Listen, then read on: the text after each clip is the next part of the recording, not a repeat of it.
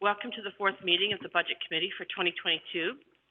In recap, last week we had a presentation on the Economic Development Budget where Cara Finn talked about the importance of COVID-19 recovery and the importance on working with our business community and tourism sector and new programs such as Youth Job Initiative. Lindsay Brock presented the Library Services Budget. The goal in 2022, when possible, the library branches will fully reopen. The budget includes investments in current technology and programming in the new dedicated early on child and family centers in Strathroy and Elderton.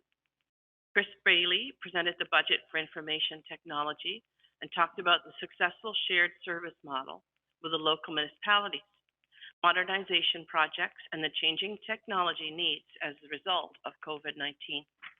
Dirk Vanderwolf presented the planning budget and discussed all the growth and new development in the county the planning supports.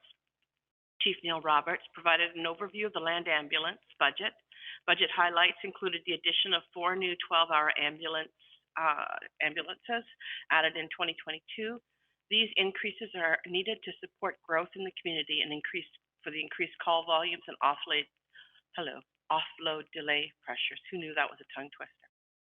Chris Trainey presented the transportation budget. Highlights include an increase in the OCIF funding, increase to the bridge capital budget, major bridge projects, and road reconstruction. This week, the committee was presented to the Social Services and Administration budget. Social service highlights include future provincial funding allocation frameworks and program changes for both Ontario Works and childcare and early years. Administration included proposed budget increases to support a communication strategy, centralized procurement services, and new staff positions to support the corporation. Today, the Budget Committee will receive a presentation from Brent Kerwin for the Strathmere Lodge, the county's long-term care home. So welcome, everyone, and I'm going to call this meeting to order. Do we have any disclosure of community interest and general nature thereof? Seeing none, all yours, Brent. Go ahead. We warden to the Budget Committee, starting with PowerPoint presentation.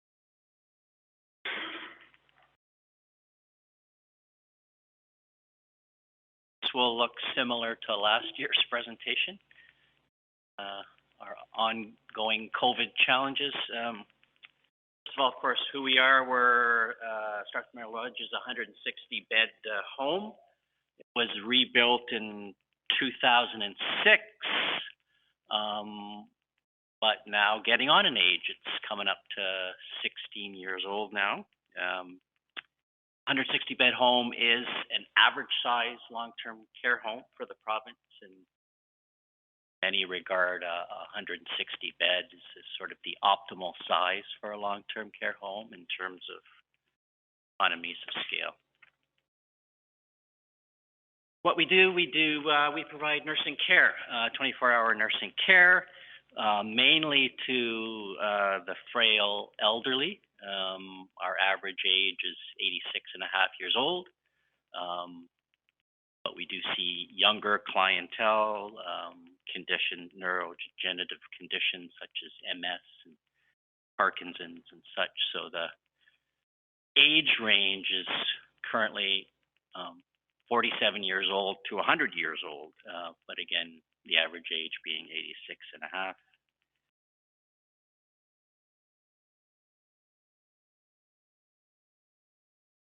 Why we do it, of course, we provide a home for people who need 24-hour-a-day nursing care, and we do it not only to look after their physical needs, but of course, all aspects of their wellness. We also do it because we have to, according to the Municipal Act. COVID impact, ongoing stress, burnout as far as the staff is concerned, uncertainty. Thought would be over most of it by now, but here we're coming upon 2 years of it.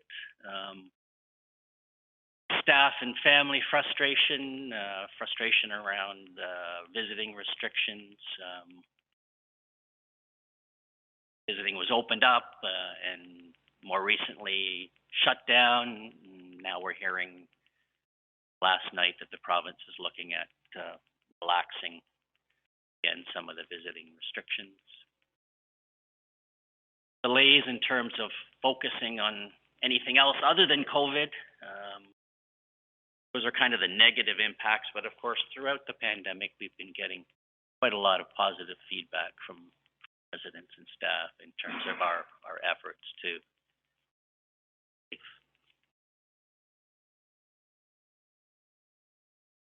highlights for 2022. The province is making an unprecedented investment in long-term care, a multi-year investment for direct care hours, direct care staffing. So we're forward to hosting and hiring additional staff, mostly PSWs and some registered practical nursing. Budget this year does include a proposed capital investment significantly higher than previous years to revitalize things. I mentioned that the lodge was rebuilt in 2006, which again makes it coming up on 16 years, and we are starting to see wear and tear on everything. As well, we're proposing a new health record software. The lodge is about, we're among probably 10% of homes that don't use a software called Point-Click Care. Point-Click Care is sort of the Cadillac of health record software and long-term care. I've used it in previous work experience. It's much better. It's much more user-friendly. Allows you to do a better, easier job in terms of reporting and getting metrics to make decision making. So a much better software. Opportunities with the investment in the direct care staffing really presents an opportunity to enhance resident care, improve safety, improve overall resident and family satisfaction. And with regard to the proposed software change, I think it's really going to improve staff satisfaction as well with the use of the tool. Challenges, ongoing managing COVID. Well, with the direct care investment from the Ministry of Long-Term Care, we're also promised that we're going to get more inspections and point where inspectors will be doubled. So we expect more scrutiny in that respect. And then another challenge is the clientele and the tendency for some of our clientele to be aggressive and trying to manage that and keep staff safe.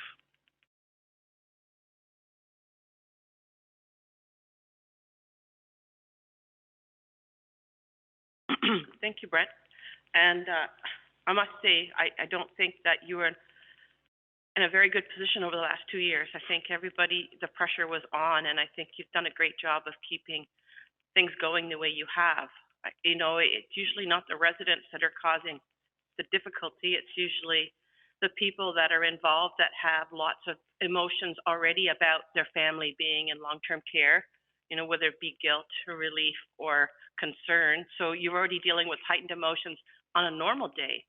So when you add restrictions and frustration of not being able to visit or worry about, you know, whether their parents or family are getting sick, the pressure must have been enormous. So I congratulate you on the job that you've done. I think it's a hard road to keep going, but as I said, thank you for all the work you've done. Now, do we have any comments? Cindy, did you want to go ahead? Through the chair. I think Brent's going to kind of walk through the budget summary and include a couple of the budget highlights for some of the increases he has in the budget. Go ahead, Brent.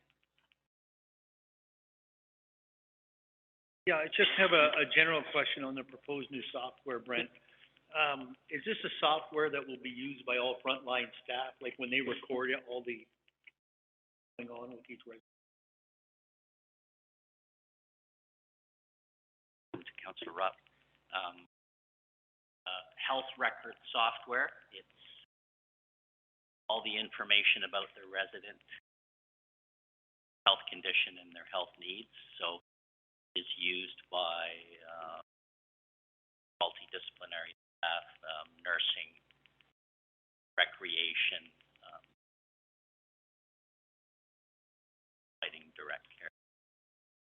Yeah. This is the software that they're using all through the day, all, Yes, like correct. all through the day.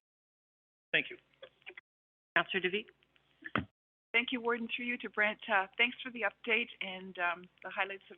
And I was wondering, is this software going to also maybe speed up or simplify the process of inspections to the extent that records, certain kinds of things statistically are measurable easily?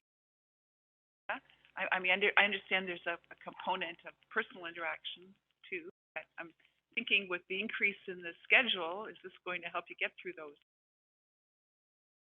Through the warden, what we do hear from inspectors is that they don't like our software. They much prefer, again, point-click care. So they find it kind of cumbersome to use when they're doing their inspections. So in terms of inspections, that should help. They don't like the new software that's No, coming? the current software. Oh, current. that I we're was using. thinking. So this is a replacement Yes. of existing health record software. Yeah, sorry, I was not clear. Yeah. It's a major undertaking, but I was thinking, are there benefits, and will it help with future, the new system once implemented, and things for you? I would say, again, really the benefits are the user friendliness and staff especially, and just in terms of decision making, the ability to extract information for planning and service. Perfect, thank you.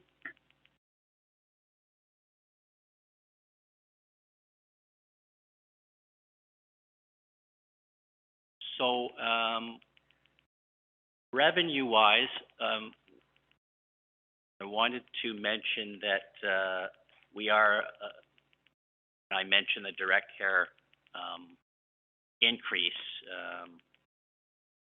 for direct care staffing. That amounts to 1.3 million.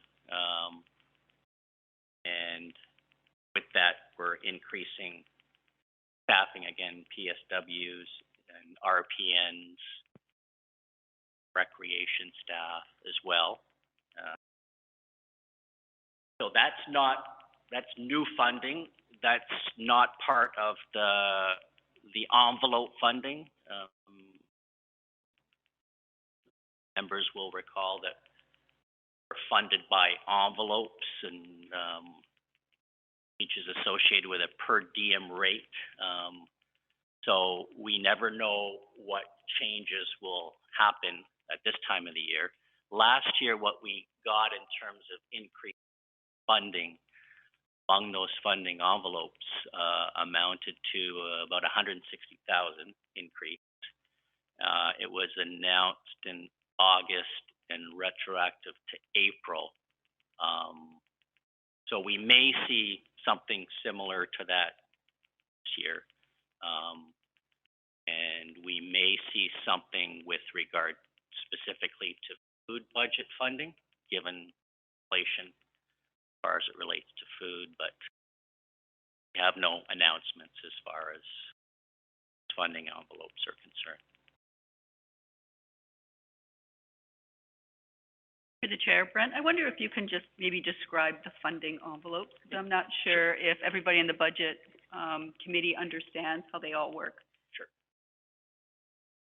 So in long-term care, there are 4 envelopes funded by the province.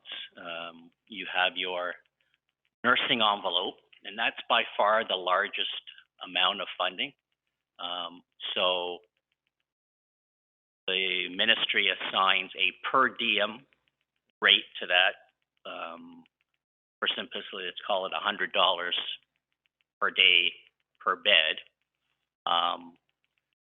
So you multiply that by 160 beds times 365, and that gets you your nursing money. And that's again by far the largest amount of funding that we get, and that's because obviously, well, about 75% of our operation is nursing in terms of staffing, et cetera. So that's for both nursing staffing and all of the associated supplies and equipment. We get a funding envelope specific to food, for resident food. That rate is about $9.50 per bed per day. So that's in the order of $500,000 or more, 500 to 600,000 a year. You get another funding envelope called the programs envelope, and that's essentially for everything related to recreation, activation for the residents, recreation staff, recreation supplies, recreation entertainment. That's a fairly small envelope as well, similar to the size of the food envelope though, because recreation component is not a big component in terms of staffing, et cetera. And then there's a funding envelope called other accommodations. That's a fairly big envelope. We get about $50 a day per bed per resident, and that is for everything else, not related to nursing, not related to recreation, not related to food. So all of your support departments, environmental services, maintenance, and of course all of the overhead costs, water, hydro, gas, all of that. So that's your second biggest envelope of funding.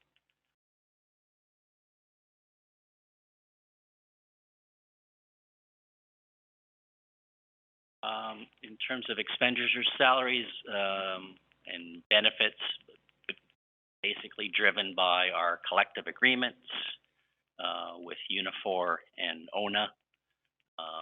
Only a handful of staff are non-unionized at the lodge.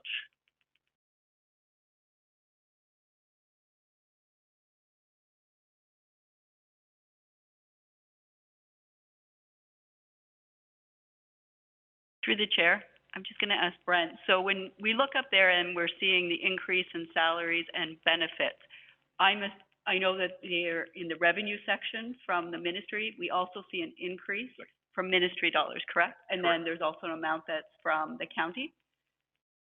So that's in relation to the new positions? So we have the budget overview document, or are we showing that, or?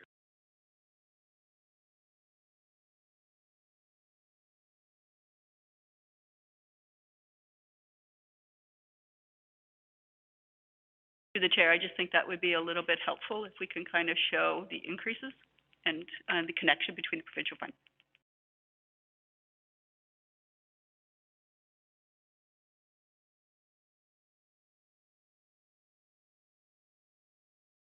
First part of this document highlights again that unprecedented increase in funding from the Ministry of Long-Term Care, something that we haven't seen before. In this first year of funding, as you can see on the screen, is for both nursing and what we call allied health professionals, like registered dietitians and therapists, et cetera. So getting about 1.3 million or so, and what we're proposing with that money, and again, it really is to be used for direct care, then presumably will be audited for such.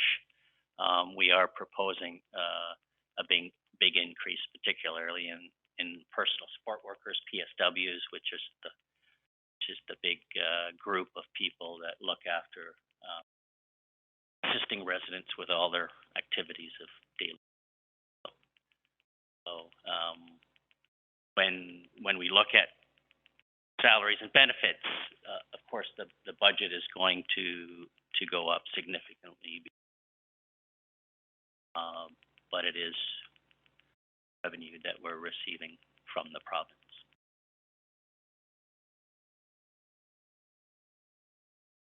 Go ahead, Councillor Burkhart. Thank you. So, this is new funding. Can we presume that it will be ongoing funding? Or? Through the warden, for this year and 3 more years. Okay. Rob? Thank you. So I'm just looking at those numbers, and those are pretty big numbers to hire. Are they out there? And that's the question. Are the PSWs out there to hire, or do we have to steal them from somewhere else? And then they need, more. I'm just wondering, like, it just seems.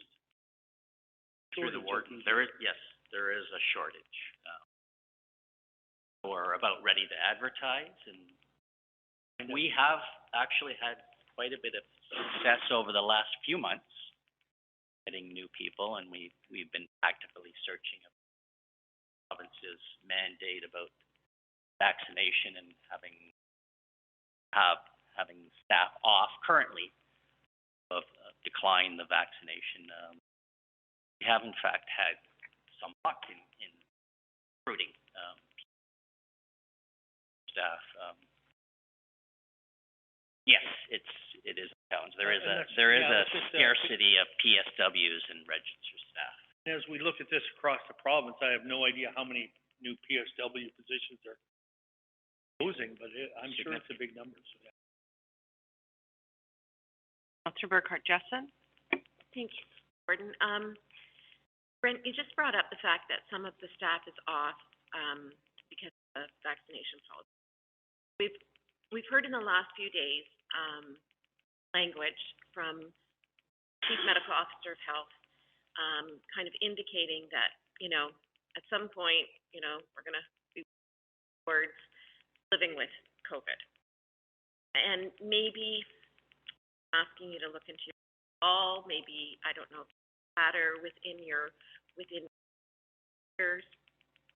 But do you think that this requirement of going to be living with it, always having our staff vaccinated, that's something that's going to be with us as we live with it?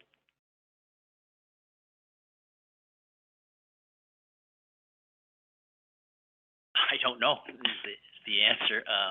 We in long-term care, there's always a emphasis on getting the annual flu shot, but that has never been made mandatory. So what we'll see with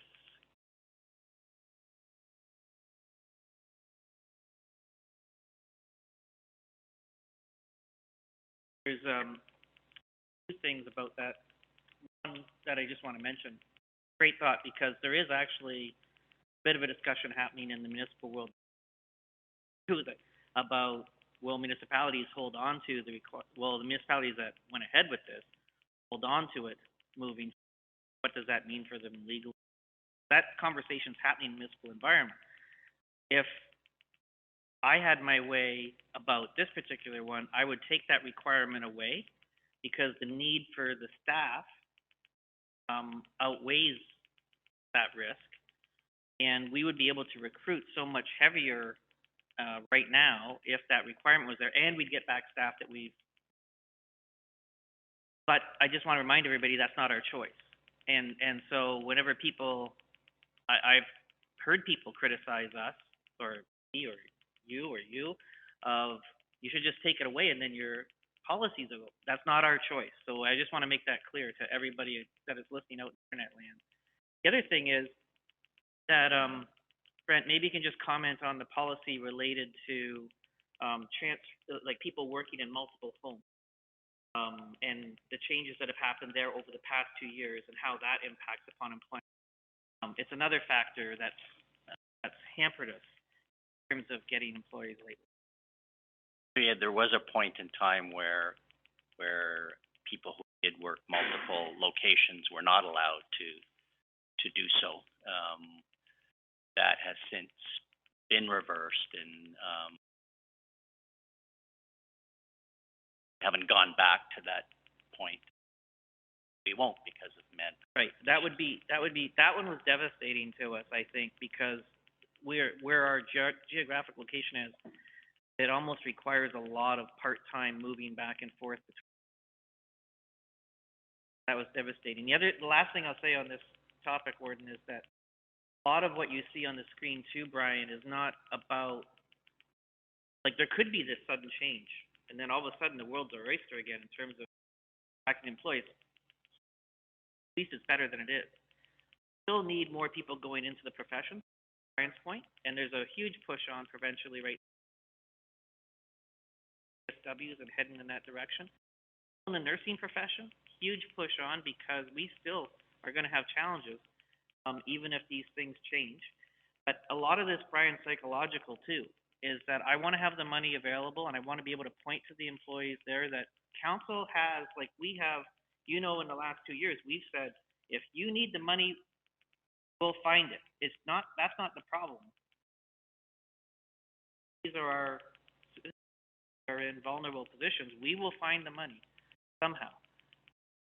It's attracting staff, but it's also a signal to the workers there that are overburdened, haven't had holidays, are stressed because this has been a sprint for 2 years now and a bit.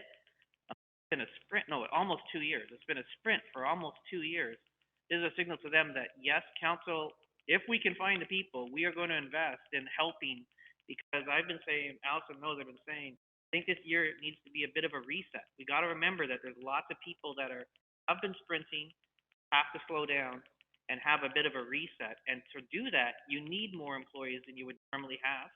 And Jessica was in here. She'd also tell you that she's predicting we're going to have a lot of people that are reevaluating their choices, what they're going to do, and we have to plan for that too. So it's almost like I have to. Money's necessary because I have to overweight on employees because I know I'm going to lose some through attrition. And if I don't, I'm still going to need those people because if the opportunity comes, I'm going to hire them because of the great, hopefully, about to happen if nothing else happens. And that's a summary, Brian, of what I'm thinking in the background. This isn't so much about day-to-day need. It's about that psychology of all of those things. So if we could make that investment, at least for the next little while, that would be very valuable to all of those things I talked about. Councillor DeVete? My question was along the same lines. When I look at these numbers, you see 0.2, 0.8, 0.3. I know that some of the people that are also working or whatever, to the extent that somebody wants full-time A, B, and C to try to get these and create positions that much, and I will have you have that flexibility and So yeah, particularly with the PSW increase, we have a number of half shifts. We call them half shifts, not full 8-hour shifts. With this funding, we're looking at converting everything to 8-hour shifts is essentially what.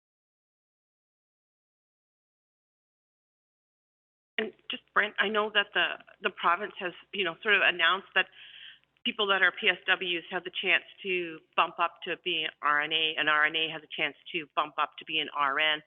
Are you finding that's something that people are taking, or is it just too much going on right now to take advantage of that? We are getting a little bit of funding for that bridge move, PSW to RPN, RPN to RN. We have a few people who are in the process of upgrading themselves, but we're a lot and we're not seeing any that interest.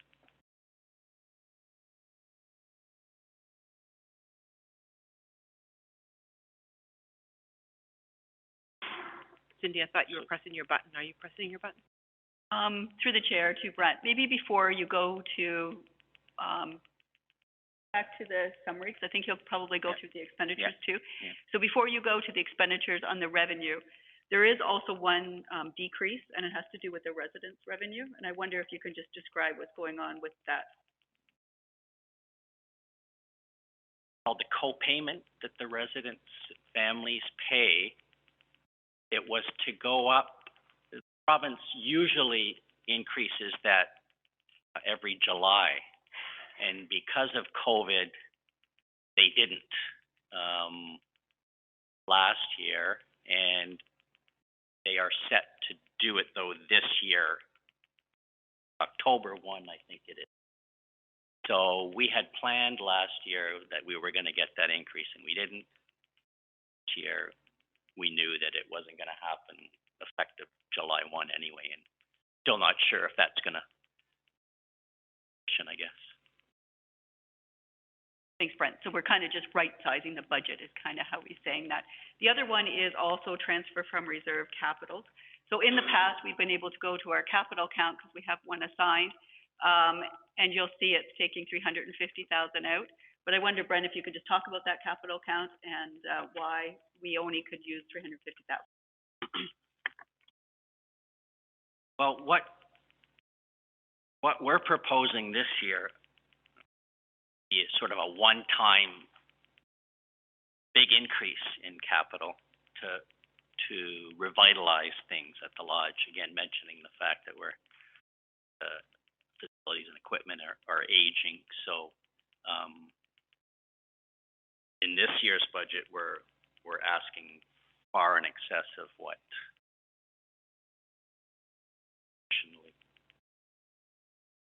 capital-wise. Thanks. Maybe I'm going to actually ask Iwa if she can, how much will we have in that reserve at the end of this year if we take 350,000?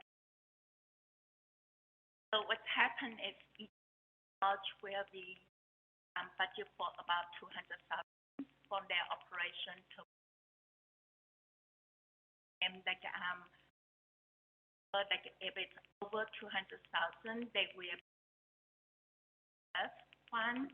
So they do have a reason for the equipment, and so far they only have about 300 left. Large operation. Through the warden, thanks. I just wanted to make sure the committee did understand because we do have a large capital amount here, but we can't take any more than 350, and that's why we're capped at that amount.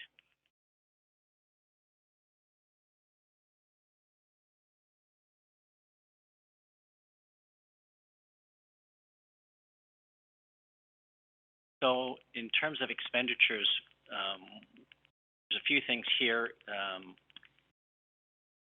This is not funded by the province, but we've had a lot of discussions with our registered nurses and union representing them, and as a result, what the nurses are really seeking is support, not in terms of more direct care hours, but support for them to concentrate on their clinical role and not be doing administrative and clerical roles like calling in staff on off hours when we get sick calls and that nature. So on the screen there is adding additional clerical hours, again, to do the things, take the burden off the RNs in terms of clerical things that they're asked to do, calling in replacement staff, etc. And an extra nursing coordinator, again, to assist the floor nurses. And in the evening, an additional RN, and that RN is going to again provide support when we get sick calls from RNs, or to help call in staff, PSWs, etc., with sick calls, and they're going to be doing a lot of, the more administrative stuff, assessments and care plan documents, et cetera. So, all that designed to enable the RNs to concentrate on resident care and the clinical aspects of their. And apart from that, B and C, we've just learned from the Middlesex Soil and Crop Improvement Association that longer be continuing their voluntary groundskeeping that they have been doing for a number of years, looking after the gardens in our resident home areas. So we budgeted for that. And then Point to just having someone there longer, that's half time? it's giving part-time maintenance staff more hours to be doing groundskeeping. And that's similar to the increase in food service worker hours. We know that ministry's intent to revamp and expect more that they will be looking at all things related to food service. So we wanted to improve operationally, make things more efficient in the service department.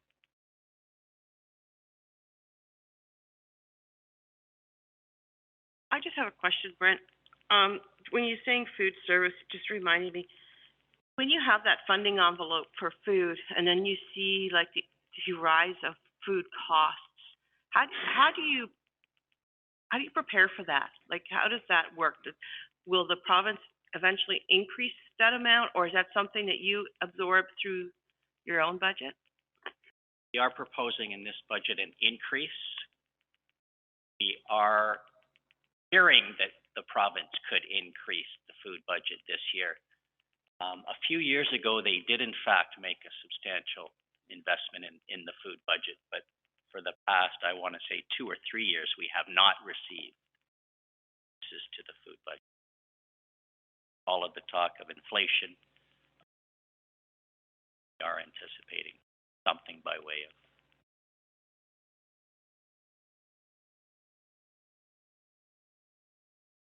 Thank you. I was just wondering, what is the total FTE, or but some in the health, the nursing side, some of the food. FTE count? Increase over. Because increase. There's the grounds and maintenance. So we've got 0.1 there, 0.2. So on this first page here. Yeah.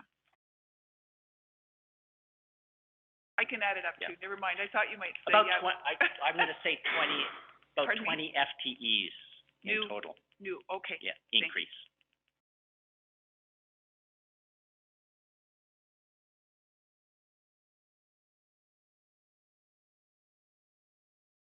Again, we are proposing a big increase this year in capital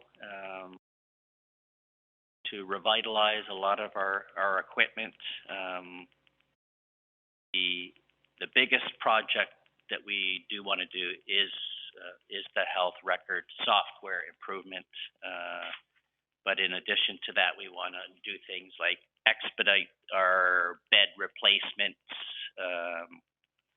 and some of our support service equipment, our freezers, dryers, washers, laundry department. Another question, Brent. I know because I follow one of Elgin County's nursing homes quite closely, and their proposal for their new wing and their new additions, it got changed quite heavily due to COVID. Like they changed the dining rooms, made them smaller so that smaller pods of people could go in and out safely. Is that something that when you're investing in capital improvements that you look towards doing any changes that make it easier to work in that situation? We are not proposing any structural changes.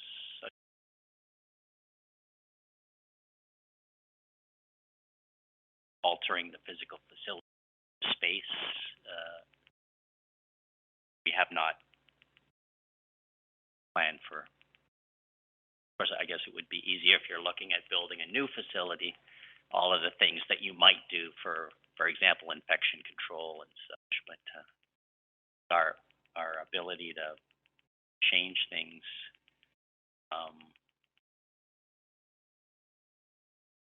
back to everything.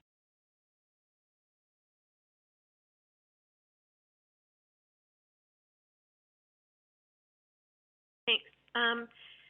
So Brent, you've said that with the capital expenditures, with some of them, you're expediting, what you, I guess, had in years. Is there anything on the list that you put off because of the last 2 years, because of COVID, and now we're having to make up for not investing?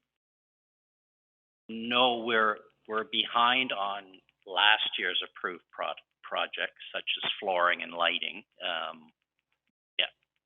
But we've actually had to prevent, obviously, people from coming in and doing work. But apart from that, no.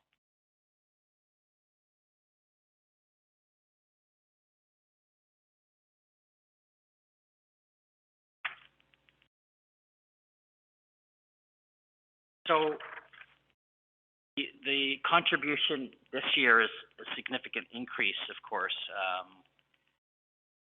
and the capital request is heavily impacting that, of course, and the addition of the support for the RNs.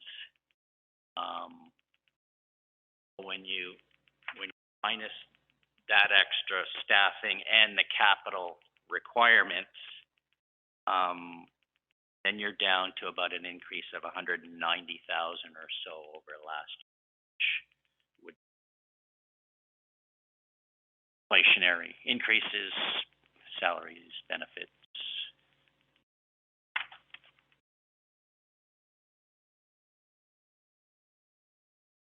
The warden to Brent. We also, very similar to our other budgets, whether it's land ambulance, Ontario Works, childcare, we also do have to make some assumptions in regards to how much funding we will get from the province, just because of when we received updates from the province. And I think we heard that very clear around the food envelope. The food envelope could increase. Yes. So right now, we're just making the best assumption based on what we know. Could you describe how the CMI ties into this case mix index?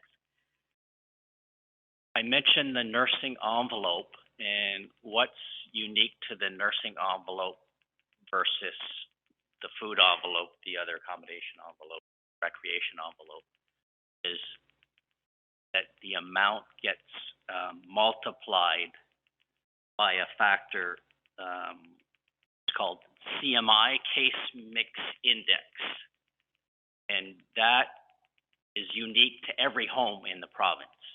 And it's derived from all of the quarterly health assessments that we have to do on an ongoing basis on the residents. So when these quarterly health assessments are done through software, et cetera, residents are grouped into different resource categories, more resources to care for versus those that not so much. So every resident gets assigned a CMI, and the collective result of that is an overall CMI, which is a number multiplied by the per diem. I mentioned the 100 is sort of the average. CMI gets multiplied by 100 times 160 beds times 305 days.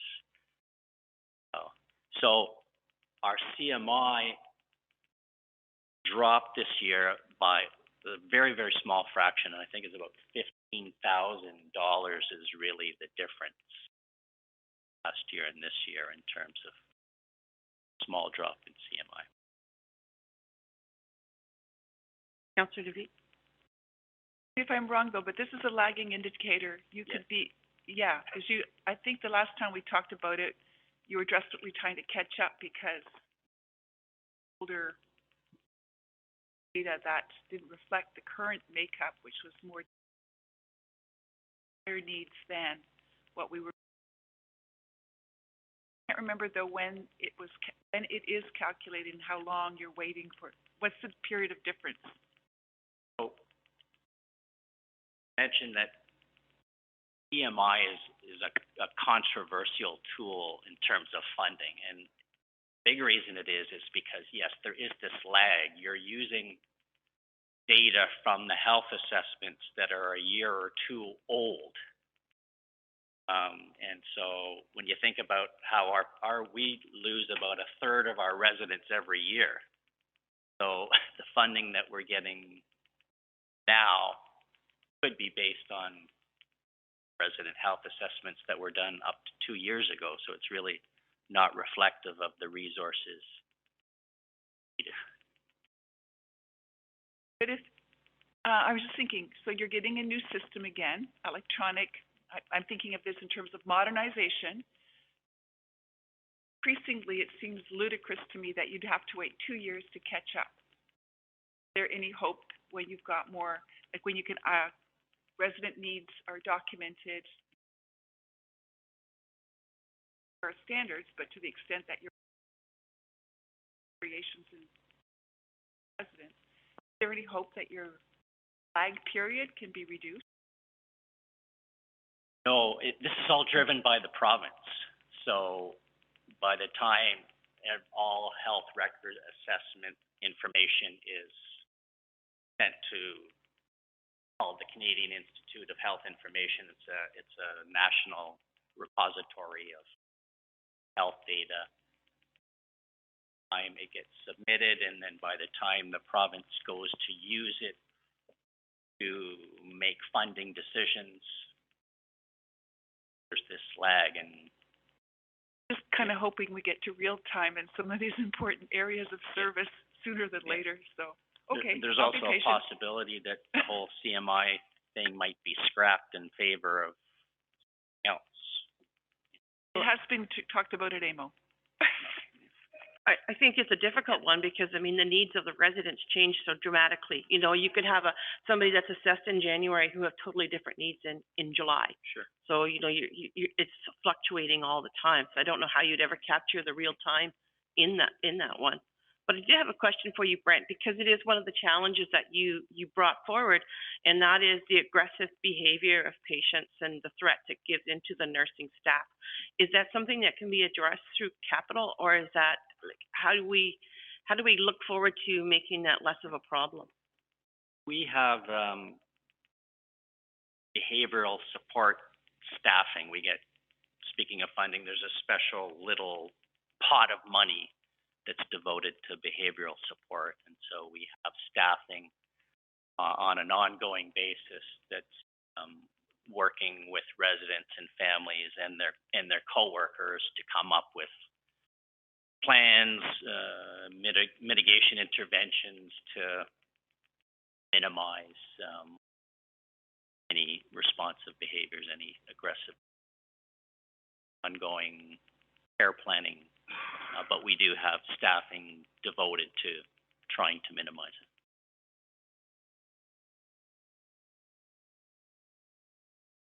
Councillor Roth?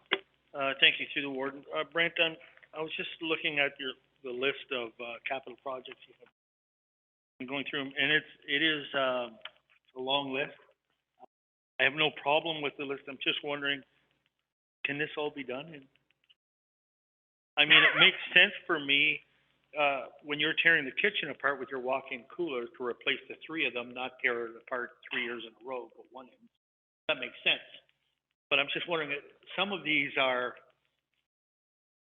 like, I understand buying equipment like blanket warmers and stuff like that. That's just having the equipment come in. But I just wondered if there was a realistic, like, that we can get. Ambitious, and yes, some of it might carry forward into. And depending on delivery times for some of the supply. Exactly. I get that. Issues. No, it's just, I mean, I'm not gonna sit here and argue whether you need a new tubs for the home or not, and our police, you have to keep stuff wears out. But yeah, it's quite a list. It is. Just more of a comment than anything to it.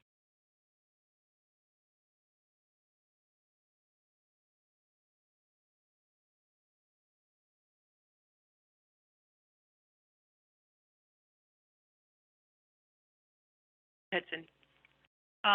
Brett, maybe I can ask a question. So I think if you were to look at any of those capital items, is there any on that list that you think that maybe could be put forward to next year's budget? So not that the budget committee doesn't want to go forward this year, but there might be one or two of those items to say, well, maybe I can't get to it this year, and maybe we could talk about that one in the next year mission. And then I guess the other one with the point-click care, I know you've expressed that that really is a best practice software, and it really does tie back to the CMI that you've been having a conversation with, and it's that quarterly assessment on residents.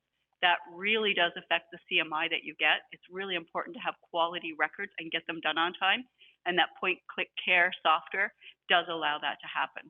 So there is some modernization associated with that software, and that's why it's a best practice out there. We could defer some of these projects. We do have a asset or a list. We do plan ahead in terms of replacement, so at that list, these are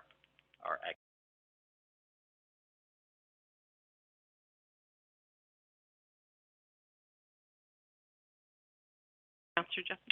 Just on that note, and I guess we've kind of talked around,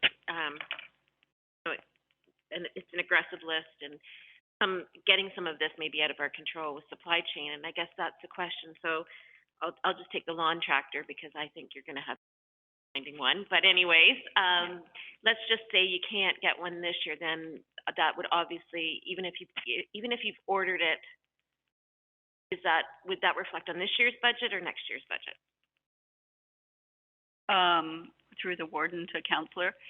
Because it's a capital item, we would put it in capital, so it is in this year's budget if you approve it today. So if we think that we can't get that and we don't need it for this year, I recommend that we would talk about that in 2023's budget and include it there. I guess all I'm saying is, I think some of these, like, I think you've got to see if you can get them. Like, that's the whole thing. And so, so just to keep on the tractor, so you order it, but it doesn't come till 2023. It's not like you're going to say, okay, well, no, then I'll order it in 2023. Like, you've still got to order it. So that would still reflect on this year's budget. Chris, go ahead. Yeah, through the warden, and just to answer your question, because this is what we're challenged with. You're going to see another report at council next week for pickup trucks, but this is why we tender our equipment ahead. And then we have a payment schedule where it doesn't get paid until the next year's budget. So the tractor is a perfect example. Could tender it in 2023, like for payment in 2023, prove it now, but it wouldn't impact till next year's budget, right? So if it's going to take 8 months to get a tractor, then you put it in 2023 budget, and then we tender it earlier in this fall to make sure we can buy it in 2023. Our suppliers understand when we tender our equipment, they're not going to get a check till Jan 1 at the very earliest. So they prioritize other deliveries first, but there should be equipment waiting in the hopper for us. We have more specialized equipment, so there's other reasons we do it that way, but there's certainly an option to do a tendering program like you say. For any of this stuff, you're buying washing machines, dryers, coolers, refrigerators. If these things aren't coming into the marketplace now, and there's an 8 to 12 month lead time, there is a way that we have done in the past where it could be tendered, tentatively purchased, but not paid out until delivery if delivery is not going to be until next budget. But I don't know enough outside of I agree with you, tractors is going to be challenging for sure, but these other supplies, I'm not sure what the supply chain looks like for large pieces of these are industrial sized pieces of equipment. Might be a long lead time where there could be. Councillor Roth. Thank you. To that point, Kathy, that's what I was saying. We can't sit here and say, I mean, you know the condition the stuff is in, and we certainly wouldn't. I wouldn't want to sit here if that lawn tractor, for example, is being held together with baler wire and duct tape. We don't know the condition of this stuff. So, all I'm saying is I think that strictly is going to be a staff decision on if there is any deferrals. And I agree. The question I have, though, is because we talk about the delivery times and stuff, is it the same for things like, I'll use the Arjo tubs or the blanket warmers, are they more readily available than, you know, some of the stuff Chris is dealing with? It should be. Okay, because that's nice to know that at least that medical stuff that you need is there.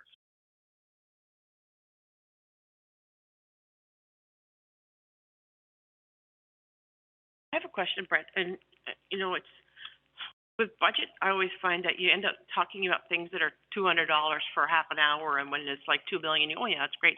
But I just, going back to, I was just thinking about this lawn tractor, and then the people that aren't doing the gardening anymore.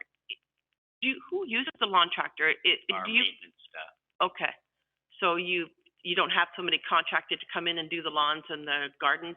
Wait, So you assume the cost and the responsibility for the lawn equipment?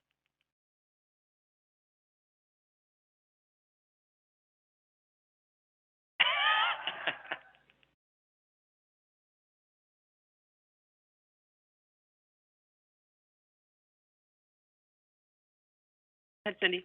Through the warden to Brent.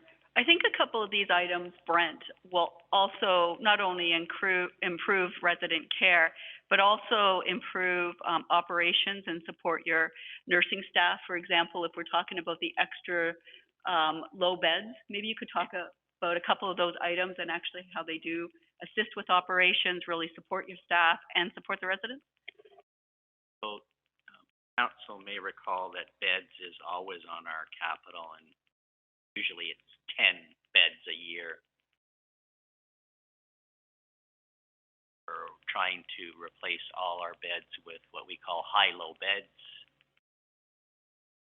So very close to the floor, which is in terms of fall prevention. If resident falls, for example, in a high-low bed that's at its lowest point,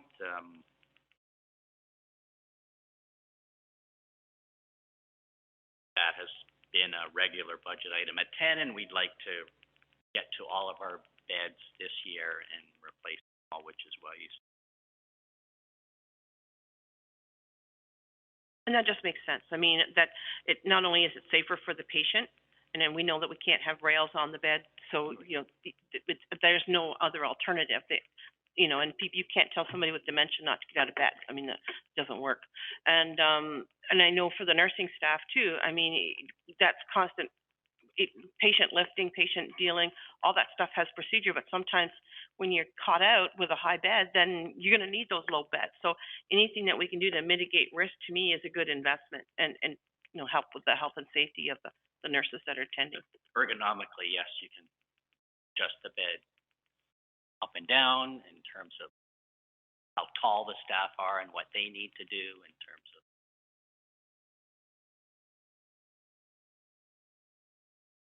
Yeah, I agree with what Brian said. Like, I mean, what you've got on the list, it is, you know, aggressive. It's big, that's for sure. But like, who am I to tell you that you need 30? You know, you only need 36 beds. Like, I do trust you that you're going to be able to manage this and manage it in a way that fits the schedule. But I guess the thought is, there's always capital. I get that. There's always a project, always something. But this investment this year, I mean, essentially, this isn't the thing on a go forward basis. Correct. The idea that, I guess that point should be made as well. Yeah, like I think it's one-time items. So most of these are, you know, like improvements in bed's going to be a one-time item for, you know, that wing or this or that. Just to build on the warden's comments too about the safety piece. When I look at this list, yes, it's extensive, and I agree with my colleagues. This is your area of expertise. The other part for me is the risk. So if a resident falls, that has a whole nother aspect of work, reporting, stress for staff. There's stress on the families when things aren't done this way.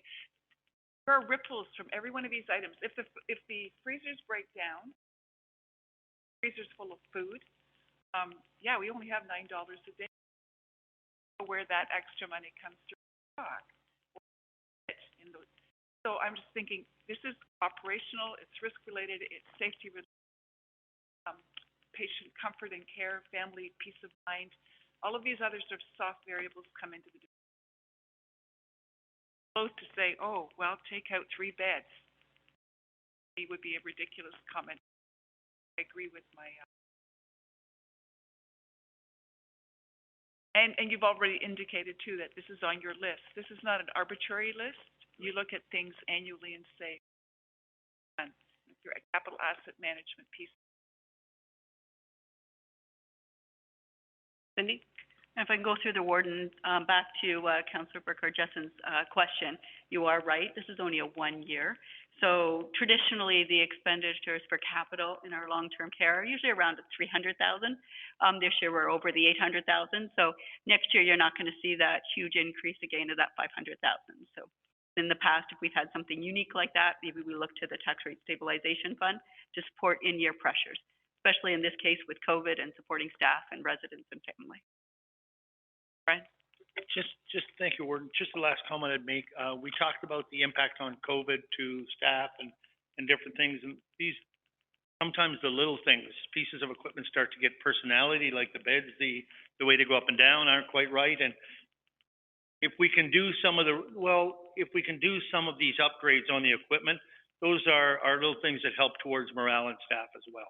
Just a comment to that, especially at this time. Well, exactly. Like when you see items like blanket warmers, you know, that you can provide that to the residents quickly and efficiently. Those are the small things and make a big difference to people. So, you know, I know it's a long, extensive list, but I truly believe that, you know, a county-run nursing home is much more desirable than a private. You know, no offense to the private home operators that are out there, I'm sure they do a good job, but that was why I chose to put my parents in a county home, because I did my homework and saw that the level of care was better, saw that the nursing staff was better, saw that the food was better, and I certainly would not be a person to stand in the way of keeping services good for those residents, because who's going to speak for them if we don't speak for them?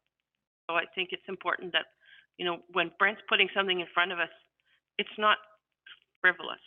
It's needed, and it goes to make not only the staff that are doing a heck of a hard job, but to make the families feel comfortable that their loved ones are in good hands. I don't know how you put a price on that sometimes, but apparently this is it. So.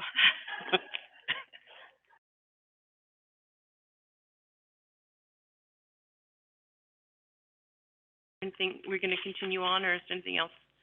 Right. So I don't have an agenda in front of me. Make up what's going on next. So Cindy, you have, I'm sure, Cindy, you have a plan on what we're doing next, because I don't have anything in front of me. Through the warden, yes. We're actually now at the point where we've had presentations from every department. We've looked at everything. So we pull it all together, as I call it. So it's a budget recap. So in front of you, I put the draft budget recap without any decisions being made by the budget committee. So you see the full impact between the different departments. Greg will pull it on the screen.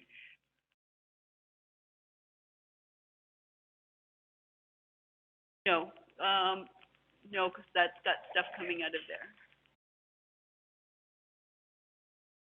Yep. Just going to take 2 minutes here, if you're okay, Warden, for Brent to leave and Brian to come back. Yeah, do you want a 2-minute adjournment, everybody? Yeah, make a motion. Right, somebody, Ina, second, Kathy, yeah, all in favor. That's not the right one, Greg. All right, are we ready to start again? We're back. Business? Greg, did you get it up? So Cindy, you're going to do the recap? Yes. Yep.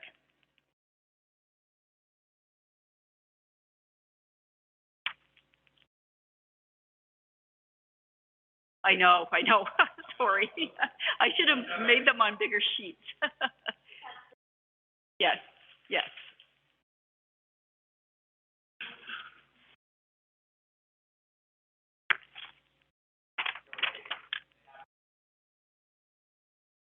Yeah, they have it in front of them.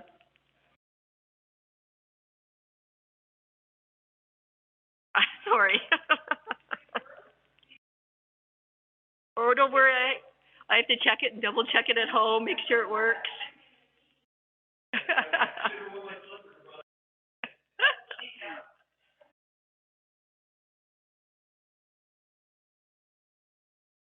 At this kind of rate, we were, yes. But I had some other, I guess I had some other tools in my toolbox that maybe I have this year, but yeah, we'll talk about that briefly, but. Okay, Greg, are we ready? We good? Okay. Through the warden, so each year at this phase, we pull it all together, as I call it, and we have the budget recap.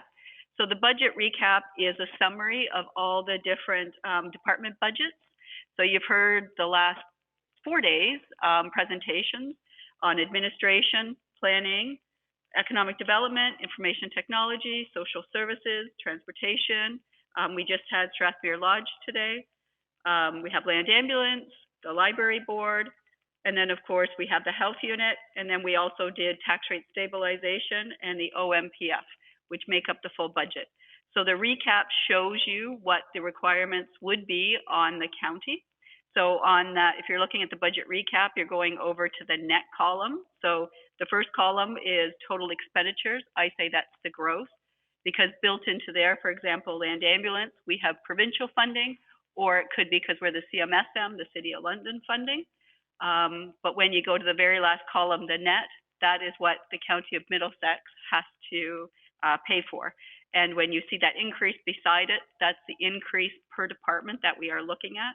So for example, in administration, we have that close to 400,000. And I know briefly I talked to you guys when I was presenting the admin budget. If you look at the very bottom, under the COVID-19, I brought in that 100,000 and it goes there. So the true increase, if you choose to apply the COVID-19 provincial funding, instead of the 400,000, we're dropping that down by 100,000, for example. The other 33,000 that you see sitting in there in COVID is because under the information technology budget, they had included expenditures of 33,000 and assigned it to COVID.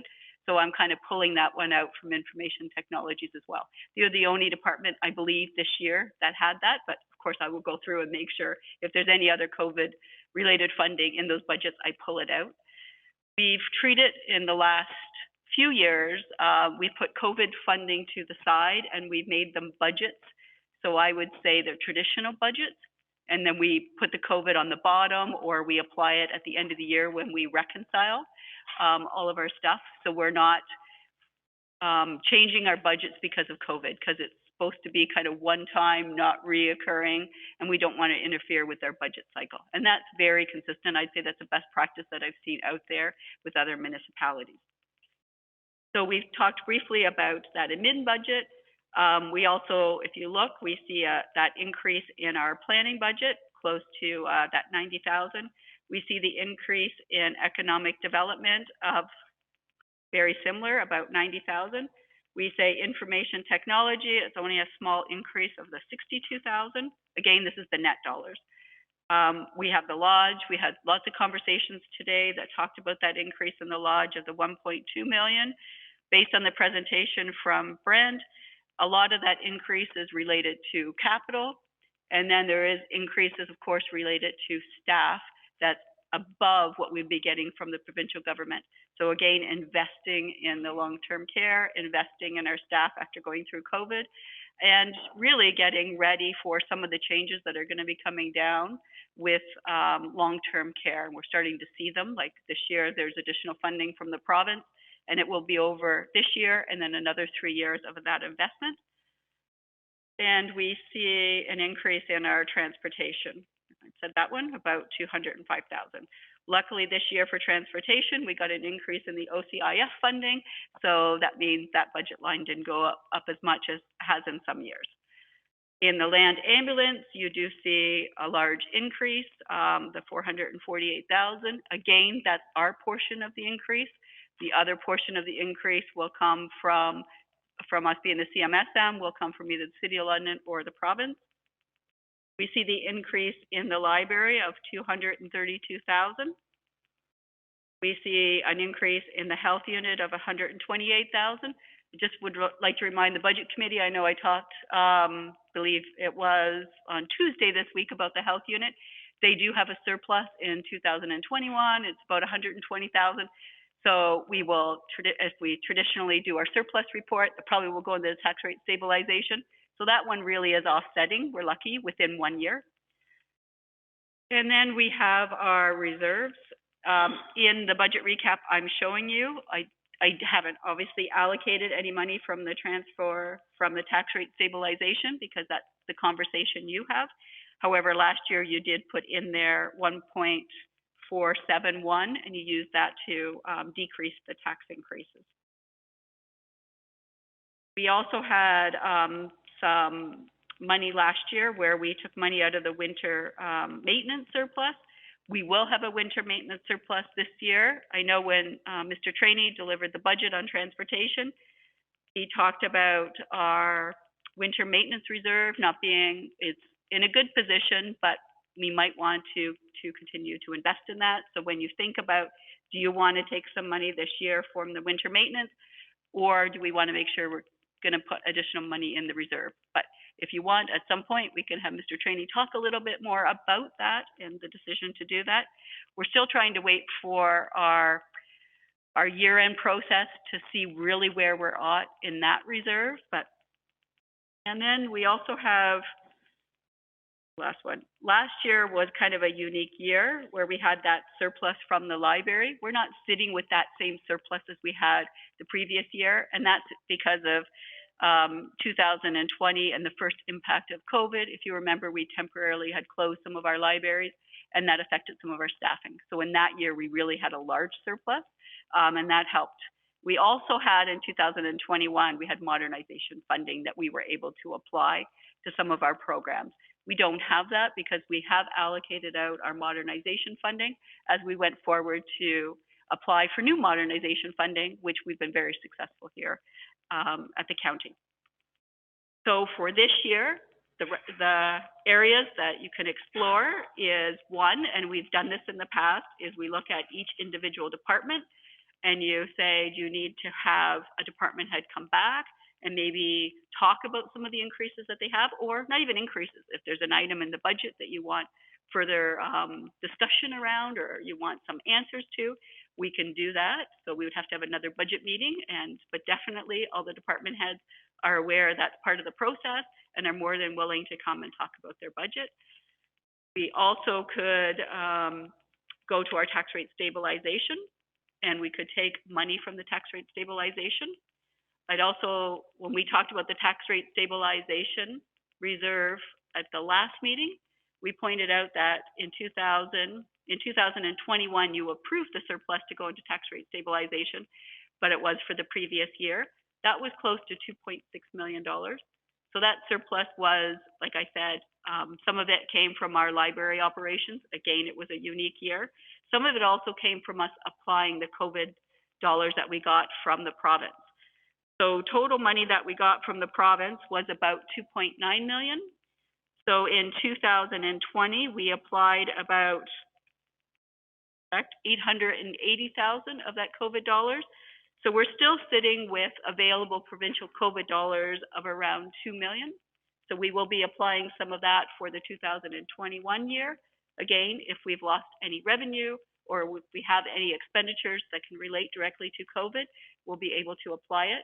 So again, when it comes after we've done the financial statements and they come forward with the surplus report, that's when we'd be asking you to put that in tax rate stabilization. But there will be money coming through that way as well. So at this point, those are some of the options that you have to look at, and be happy to answer any questions about that or any more details around that. For instance, if you want to know, I did run another scenario and say, for example, I took, sorry, I got to pull up high because these numbers are small too. If I took, for instance, 3.6 million from the reserve, used a little bit of the winter maintenance, say 100,000, I could get us down to about 1.91.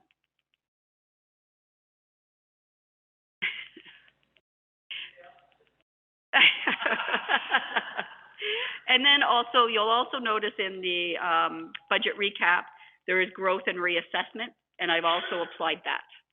So it's at the very bottom, it's the 1.26, which is very similar to the amount we've seen in 2019. The, right, 2019, 2020, 2021. The 2021, we've seen only about 577,000. So you are seeing this go back to what we thought it was. And I expect we're probably going to see at least another year looking like a growth like that. Can't for sure say that, but I know in the county we've seen lots of growth going on in the last few years. So I'm not surprised by that growth number, and I would anticipate we'd see at least another year of that growth number. What happens after that and impact of their assessment, and obviously everything going on with inflation and the economy and some world issues. But I think at least for next year, we'd see something like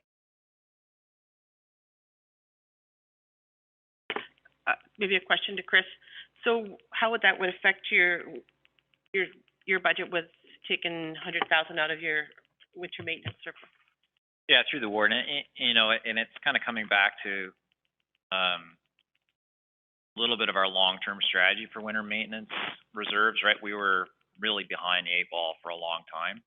We've gone back to just the traditional increases for operations, back to what we anticipate across the board for operations versus we used to do 7% year to year on winter maintenance in order to build us up. We were in the red for a long, long time with our maintenance reserves. We're going to be well above $100,000 in surplus for 2021. So that certainly is something we would still have money left behind to invest into winter maintenance reserves. But we're going to be in the range of, I'm going to assume we're going to be in the range of about $700,000 next year in surplus in winter maintenance reserves. So there's some flexibility there for sure.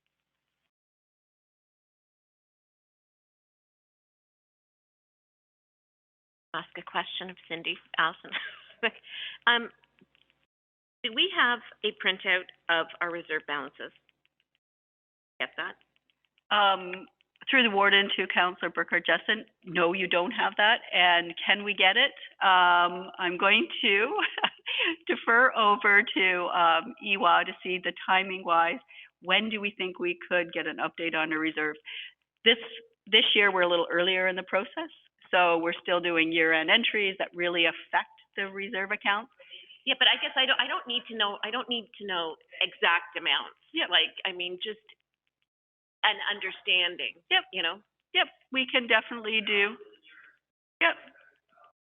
Like, is there, I think what you're asking, is there a red flag anywhere, or is there a green flag? Like, what's open for taking? So the answer, of course, I could always do those things. So yes, I can get that for you, and I could get that for you probably.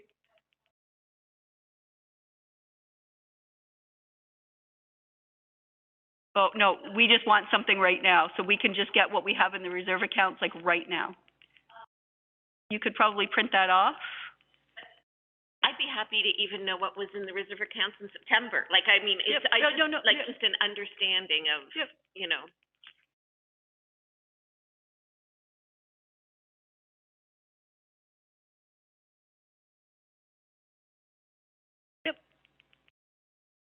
Yep, definitely.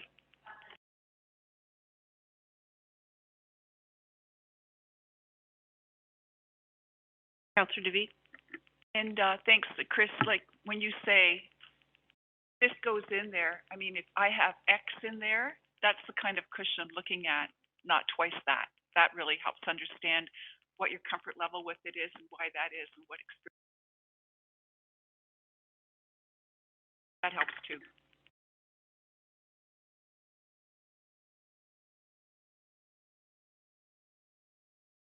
Kathy? Certainly, I mean, I definitely think we need to look at scenarios. I think for the most part, most of our lower tier municipalities are in that 2% increase, give or take. And yeah, so I mean, I'm like, when you throw out 1.9, I think that's very reasonable. It's in keeping with kind of where we're at. I do think we need to be mindful of inflation. It would be, in my mind, completely irresponsible to try and get it down to a 0%, at this point. But that 2% area, I think, is reasonable. And I think the end user, shouldn't be surprised by that. Leo Rayburn?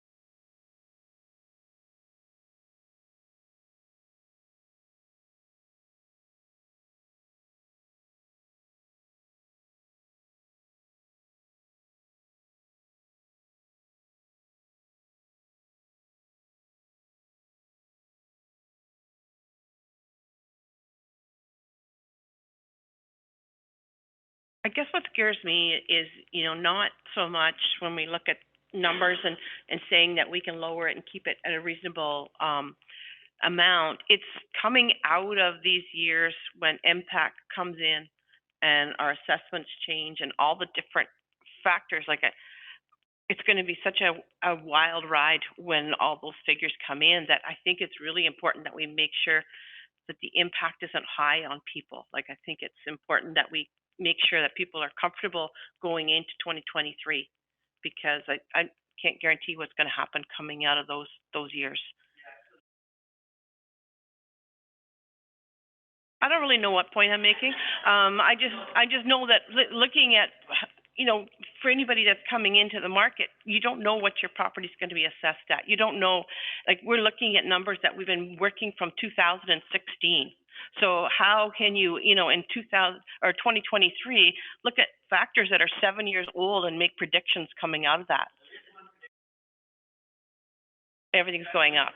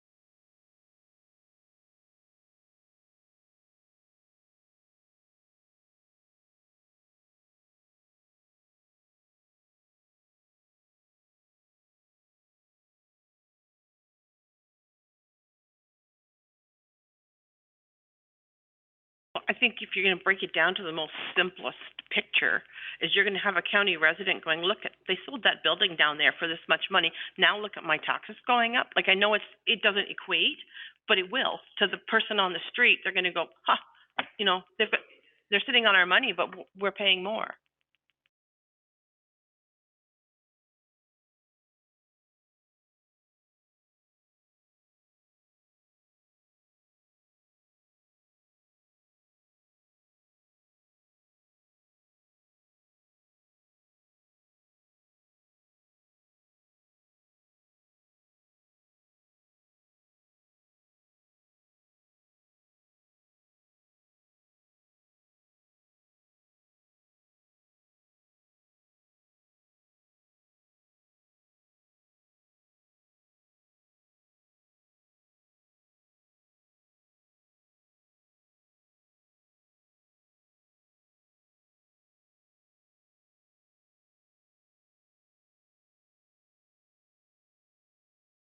Brian?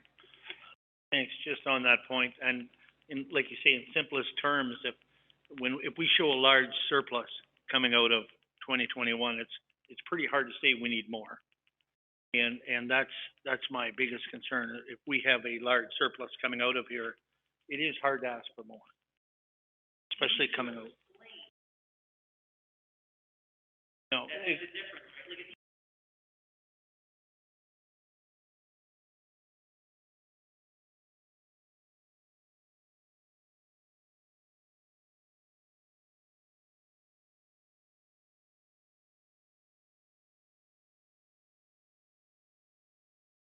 Through the warden, yeah, just to, we also got the provincial COVID dollars. So it's also a way maybe to be able to help our residents with some of the money that we got from the province, which is really around helping with, the implications of COVID. So we can also tie that in. And when we talk about the large surplus was also impacted by applying some of the COVID funding that we got from the province. And in just response to the reserves, the manager, Iwa, she's currently working on that. So by the time you come back from lunch, we will have something for you. Ina? Yeah, just a couple things, and again, in no particular order or logic for that matter. I'm afraid this year isn't going to be as bad for residents as next year. I want to see what impact it first, because I know it's a reallocation between classes and blah, blah, blah, but there's going to be an adjustment, and I don't, and, I agree that capacity cycle for our residents and businesses, that our tax base is diversified, because I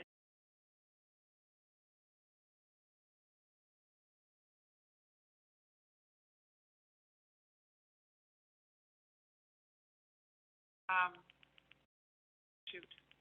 Oh, one of the things I noticed in here, so let's say budget, just, I want that flexibility.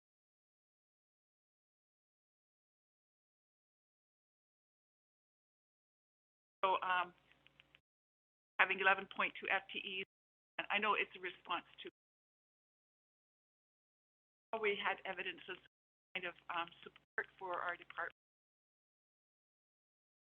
here at council, so I think that's a good thing, is making it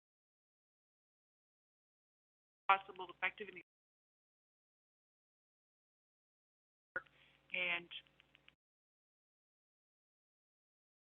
That'll do. yeah. But I don't think zero is a logical kind of, yeah.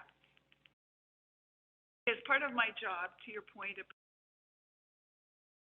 to say, yes, you're absolutely right. It's okay. So a lot of people come to me and say, "What about those?" I want to see investments in our communities and in the things that residents that matter to them too, not just a one hit. But I just think it is evidence of investment in the community has a lot more mileage than a one hit this year on your tax bill. Just to say you did. That makes sense. Yeah, That's it. I think so. And I think, when we look at this budget, what we're looking at, we've been running pretty lean. Mm-hmm.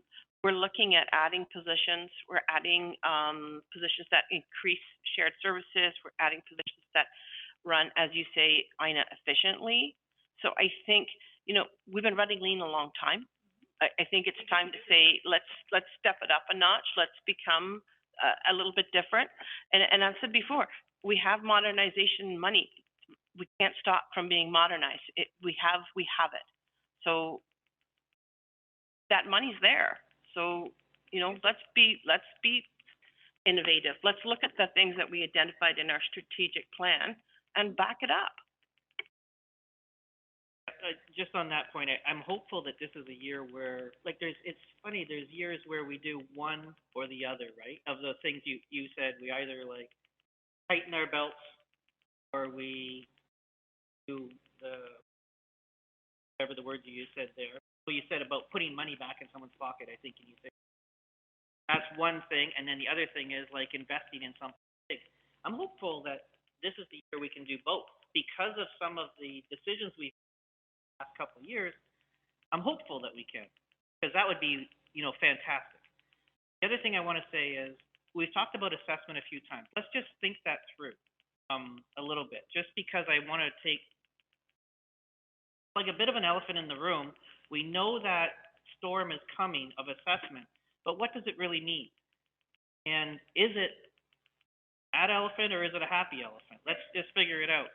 And so if you think that through, it could be a really happy one, because we are not capturing, Cindy and I both know we haven't captured the amazing amount of growth that has happened. So let's not talk about assessment, let's talk about growth assessment. So from a growth assessment perspective, we haven't captured the full value of that yet. That will ultimately reduce the costs on everybody going forward, to the point where that will affect what your tax rate has to be going forward. Now, you're going to have to invest in what your total tax bill is going to be, is what I meant to say. That will mean you're going to have to invest in new things. We already are doing those. We're preparing for those. But there's new money coming into the system in a bigger way than we've seen before that hasn't been captured yet, right? Well, I'd say that we started to see some of that this year. There's a trickle yet. But there is a lag, absolutely, there's a lag. We're about a year behind in that. And so if we talk about real growth assessment, that's coming, and that will have a bigger impact next year, in my view. Like, I think it's going to be really big, personally. It can't not be. Just go and talk to the planning department. That's all real growth. So then you talk about investment assessment, which is the one that drives everybody crazy, but I'm going to use the right word. Really, that is a reallocation. That should not be the pie. The cost for the total taxpayer, as you said, is not going to increase because of reassessment. What does happen is there's anomalies in that system where some people go like this and some people go like that, and those are the people you hear from. Let's just say, for the sake of argument, that band of like extremes is 5% on either side. Extreme lows, extreme highs, and then it goes curve like a sine curve. Like, median is 80%. The people are pretty much just all rising up together, but that doesn't matter because they're all rising up the same. And so the pie is just being distributed the same. That's going to happen no matter what you do. Like, that assessment, that change in dramatic thing, even if it was just a normal reassessment period, still going to have those outliers that are going to be mad about those swings and those impacts. What we have started to see this year is a change where residential total assessment is outpacing in growth compared to agriculture. And that has always been a real a thorn, thank you, Ina, a thorn in our side, is because of those 40% things that we saw some years versus residential, which was like an 8. We're starting to see that balance off. If that trend continues, you might actually have, there is a scenario, there's a path here where you have an extremely good news story, both on the extremes, because the extremes won't be as wide. It won't be like 40% high and 40% low. It'll be more in the, for all classes, and you see a lot of new growth. So just as much as we can predict a storm, we can also predict, it's just as easy to predict that reassessment should happen as fast as possible, even though it creates consternation and thorns on that 5% at the extreme. Well, not on this extreme, not on the low one. Those people don't ever call us. But it's the 5% that go up that we'll hear from. Even though that is going to happen no matter what, it could be, and I would argue that there's the balance of probabilities is that's going to be an extremely good news story for you when it happens. If I could pay it an amount to have it happen today, I would. If I could capture all that new assessment and still go through the pain of just having about changes, because again, it's the narrative, right? They saw their assessment go up, so they equate that to tax increase, even though if they go up the same percentage as everyone else, their taxes aren't changing because of that. So, but that's a hard story to tell. Really hard story to tell to somebody on a fixed income who's looking at their house and the impact that it has on those people, right? that I think is the hard part. Like, I mean, that is the people that you always think about at the end of the day is, If they're in the extreme, but if they're rising at the same level, even on fixed income, if their assessment's changing at the same level as as the median is, then it doesn't have an impact on anyone on fixed income or anyone else. It's just if they get caught in the extreme. That's where, and again, that's not anything we can control, unfortunately. That's where people you hear from is like, hey, my tax assessment went up 15% more than the average. And that is what happens a lot to people on fixed income. There's actual studies about this because often older people at age that I'm very close to approaching are living in big houses that they have always lived in that are rising very fast and faster than the median. You hear those stories quite often.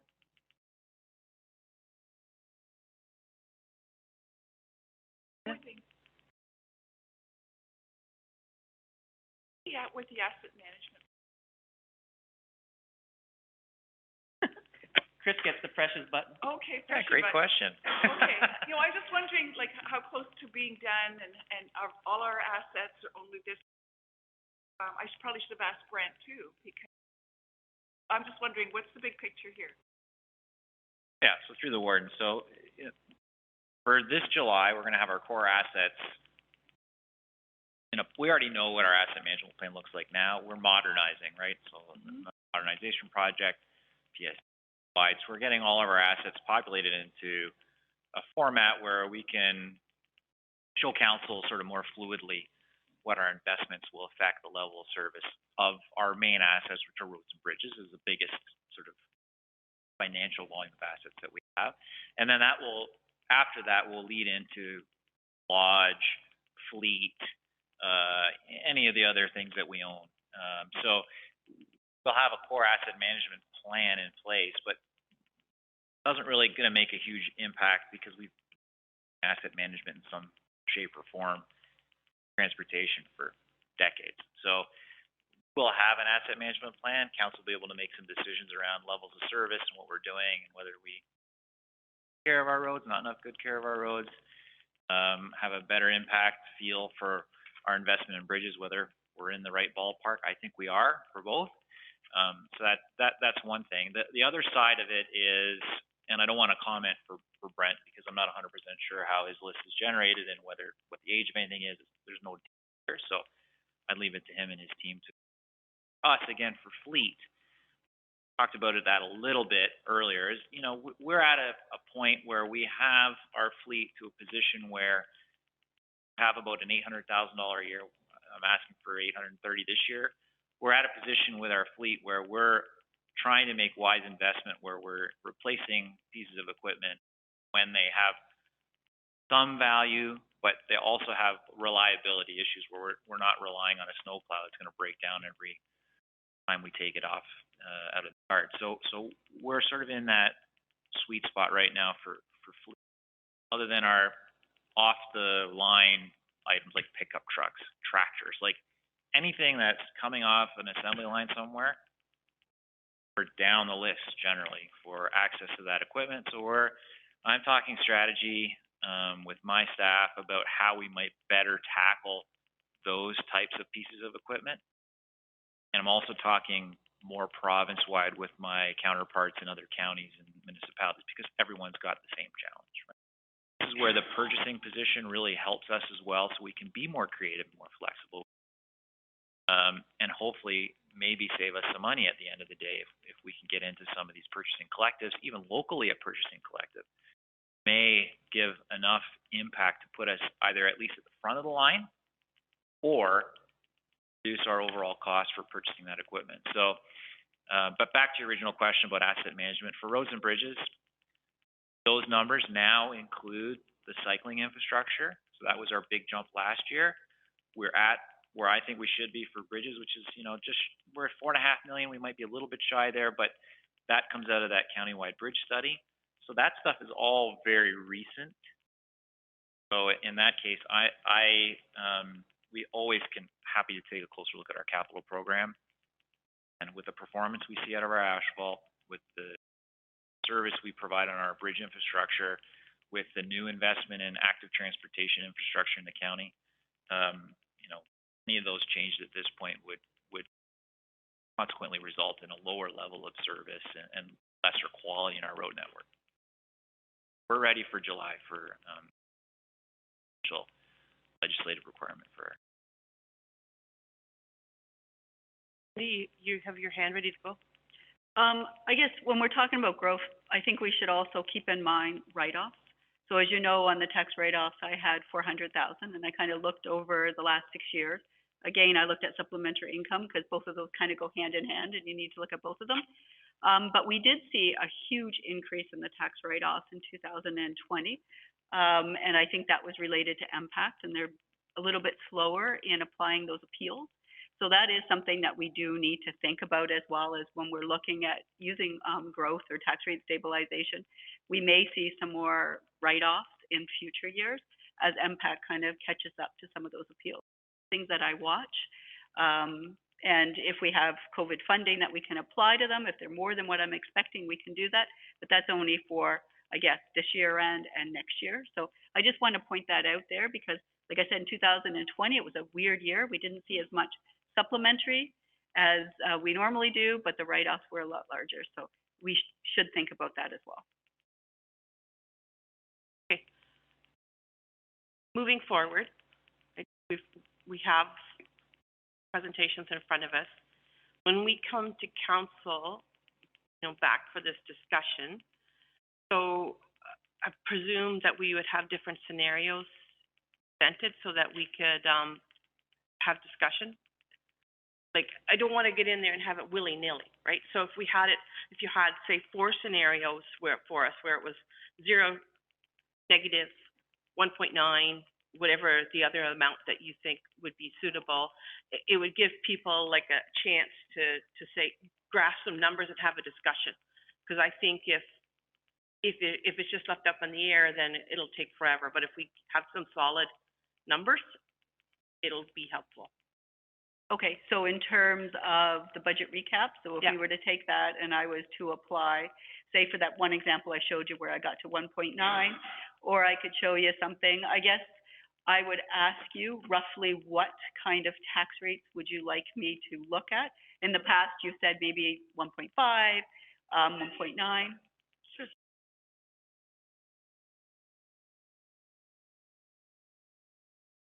No. So yeah.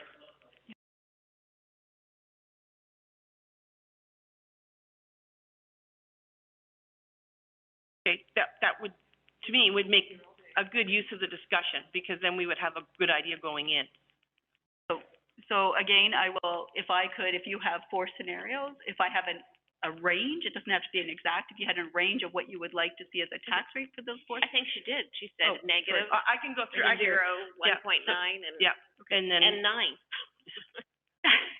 The one right here. No stream.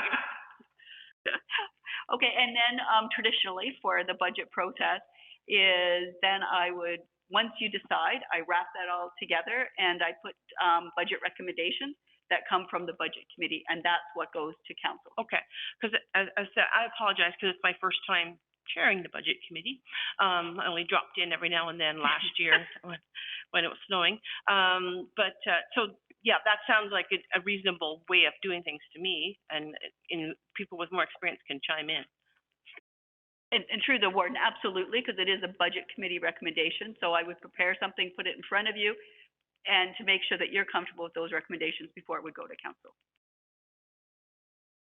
So I was gonna say, about the scenarios, and then us coming back maybe in 10 days or whenever that happens, when we've had all of this to digest and think about, and then see those scenarios, and then we can make that recommendation. But I guess my other question was, are there any requests out there that we haven't addressed? And I guess the one that comes to mind, everybody's favorite word, archives.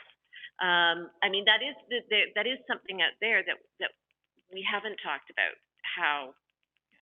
Your email said it's I think you had, Cindy, right?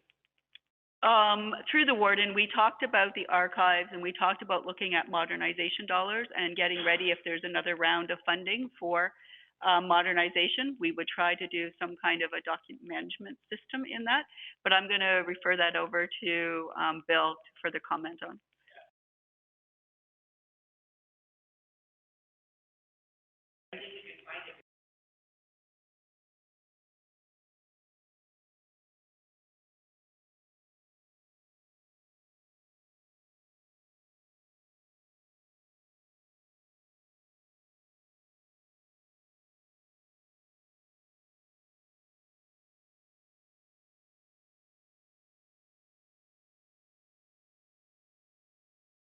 At least we'd have a placeholder for that. It's obvious then. Yeah.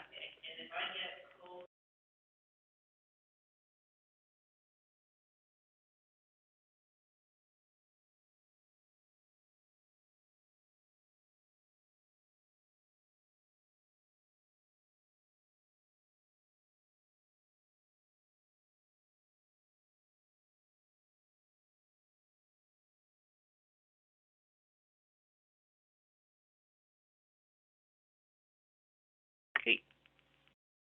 The other question I had, and I know when we went through council I think it was last year, that we talked about, that's when we talked about the community navigator position, the CHIPPY dollars that were used for that, and how we took some money away from the Women's Resource Center, then we put some money back in for the Women's Resource Center. Is that included in here, or does that have to be separately addressed?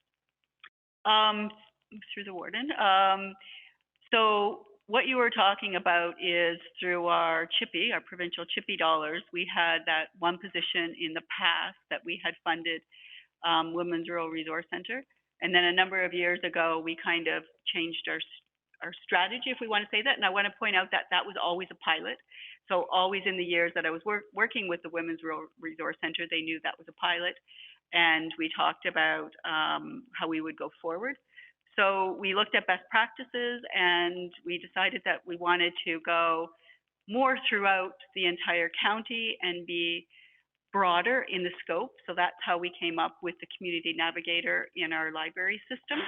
However, we were able to work with Women's Rural Resource Center a lot during the last few years with our social service relief funding. They've been at the table. We've been asking them continuously, what can we provide for them with using those funds. And again, I will point out they are one-time funds. You're absolutely right. We're coming to an end of those funds. So if you needed to if you wanted something going forward that's more long-term to work directly with Women's Resource Center, we would have to put something in the budget in order to address that. I don't believe I could have enough money in our CHIPPY. As you know, it's very limited in how much funding I have. And I haven't had detailed discussions with Women's WRC in regards to what they would want, because we did talk about, I believe they did have a little bit of that navigator position that we used through SSRF. They also had worked with the United Way, I know, a little bit as well. So I guess at this point, if that's something that the board wants in the budget, I would have to add it at this point in time, because I don't think the funding can support that. But I do want to point out that we have had a lot of funding with SSRF for that agency, and they've been a big part of looking at our homeless population. There's a very long list of things like that are underfunded in our community. I just have to caution you, because what we try to do is find resources provincially or more broadly that can help those groups and transfer them to them. There is a real risk, though, of using municipal tax dollars to support nonprofits, provincial organizations with operational funding, because it does create an unsustainable model, even though there's not anything we can debate where we go, that's a bad idea. Food banks. You can start at food banks and go all the way to the other extreme. And so it is just a difficult path to go down. And so what we try to do is continually, when I say we, it's almost all Cindy in the social services piece, look for opportunities to help those organizations. I can think of 2 situations where we've gone out of that box, but it's very, like, that's in 30 years. I can think of 2 situations where we've gone out of that box. Both of them came back to haunt us, but it's very rare that we do that, for a good reason. Ina? Thank you. I'm inclined to agree. I really, you're close to the community, Cindy. And when someone comes and says, I have a special need, one-off or something, there's evaluation assessment relative to what funds are there and what the priorities are and so on. I think something like the Navigator is a service that is good for all of the constituent municipalities. It doesn't single out, it looks at everybody, and that is the benefit I can defend to anybody in the whole county. I'm just thinking of the last time the WRC was here and some of the conversations. I think it's, there's something and they come to you and say, or you say, I've got this, do you need that? Or tell me what you need.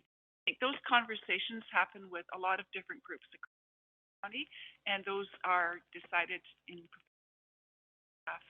And it is an ongoing operational. I'm more comfortable with that than allocating money to a specific organization serves only one community and need. And the fact that Cindy's telling me that she's working, back and forth throughout the year is an answer I need to hear. I mean, that's what I need to hear. I don't want to freeze anybody out. And the conversation we had was because there was concerns about freezing out, but that's not happening. So that's all I need to hear. And Cindy, I know you had your hand up. Yeah, through the warden. Absolutely. We actually have a table now that meets quite frequently, and Joe Windsor is chairing that, where we have all of the community members coming together.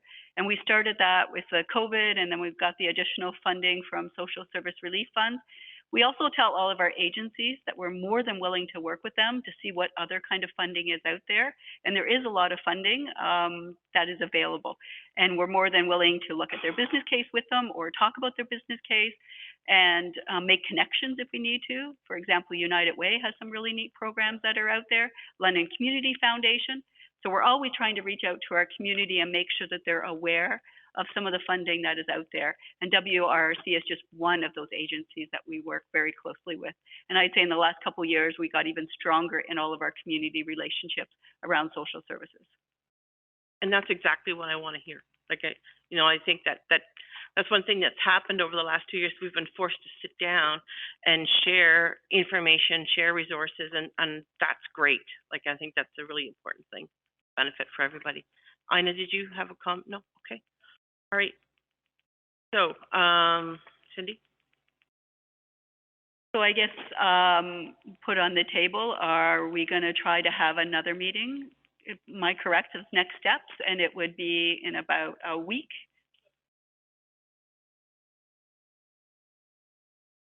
So, Brian?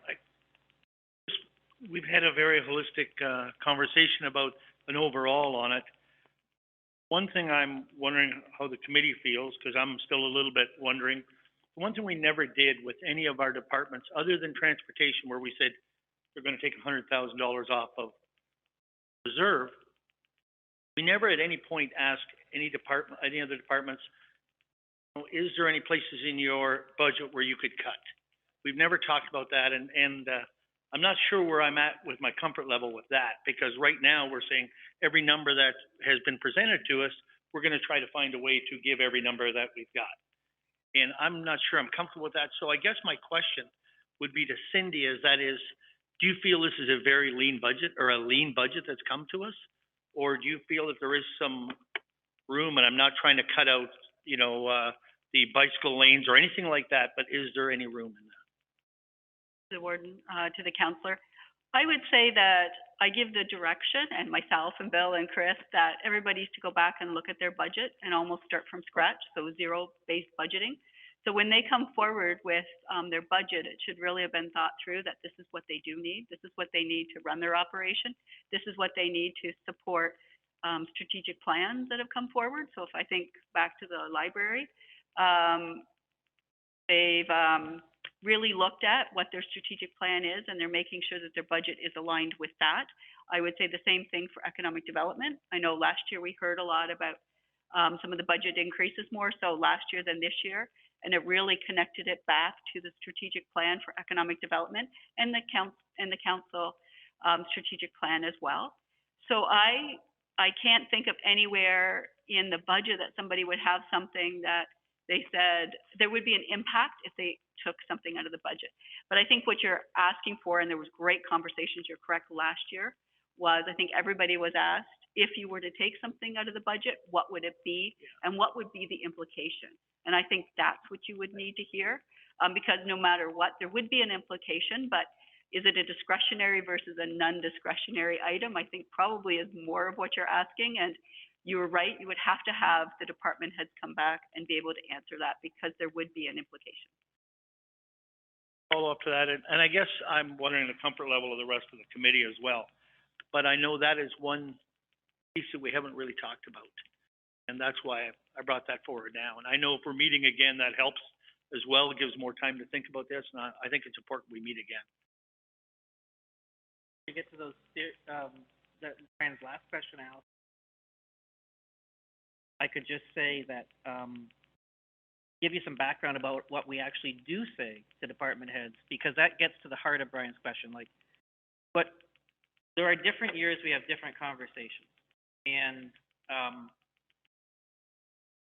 the last couple of years have been conversations on employee safety, on service delivery. So we've focused in on certain things. I would say that in previous years, we've talked about belt tightening because we've seen certain changes coming down the pipe. There's themes to every conversation we have with department heads. I would say, though, that this year my theme was in reinvest and reset. Those were the two R words that I used with almost all of them. So you asked the question, where would you cut things? I actually can think of like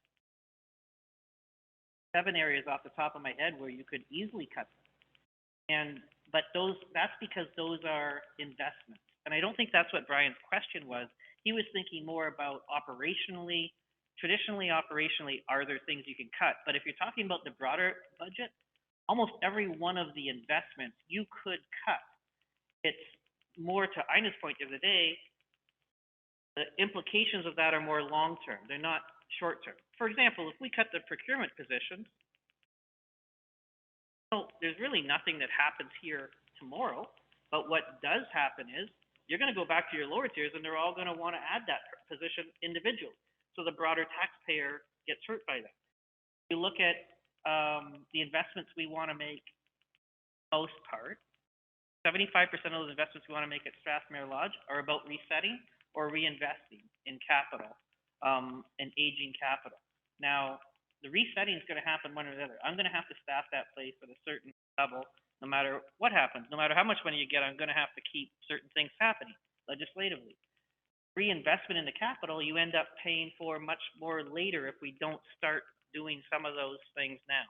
So I think that's a longer term look at Brian's question about the conversations we had. But this year for sure, I have said to people, tell me what your investments are going forward, because I believe this is a year where we can invest plus still lower our tax rate, or at least keep it in a reasonable rate compared to other years, because of a lot of things that have happened over the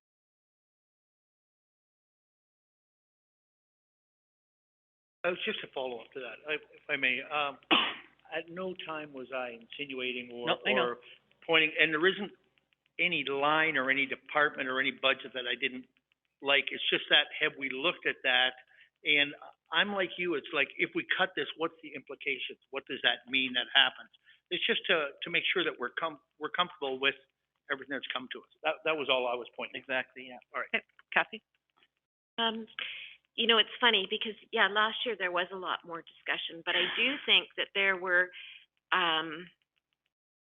lack of a better word, during, changes in budget and line items that kind of jumped out that was like, okay, like, what is this about? I think individually, these budgets that came through, um, maybe because that's the approach that it was taken, was that reinvestment, premise, that there wasn't anything as each department had sat there that I thought, I don't know. So a couple things.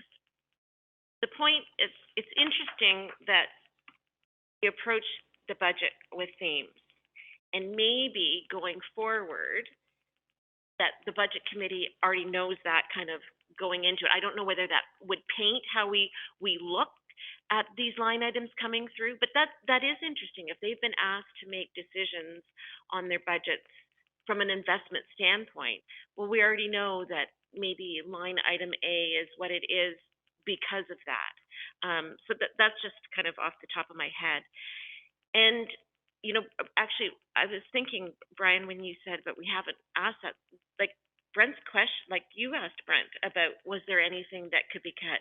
I think that was the only time the question was asked in all of the 4 days.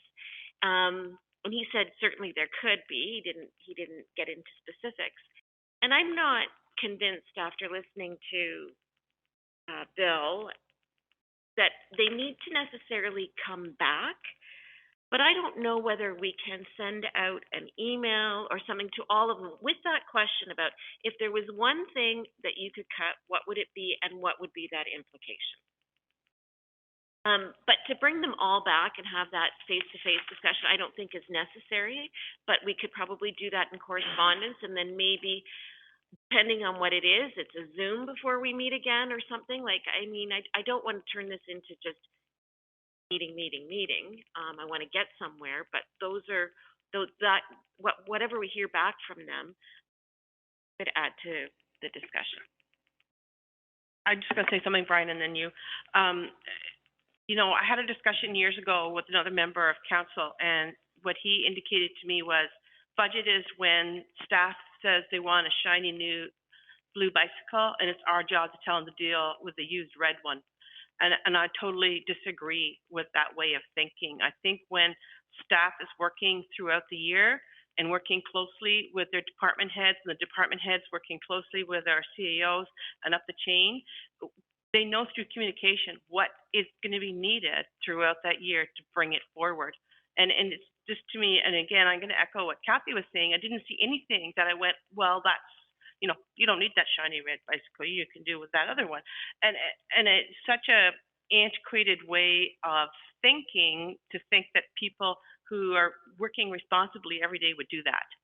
And I think, I think, Brian, your point is great, that we ask the question, but I'd be thinking that there's not going to be too much that's going to be shaved off because of those reasons.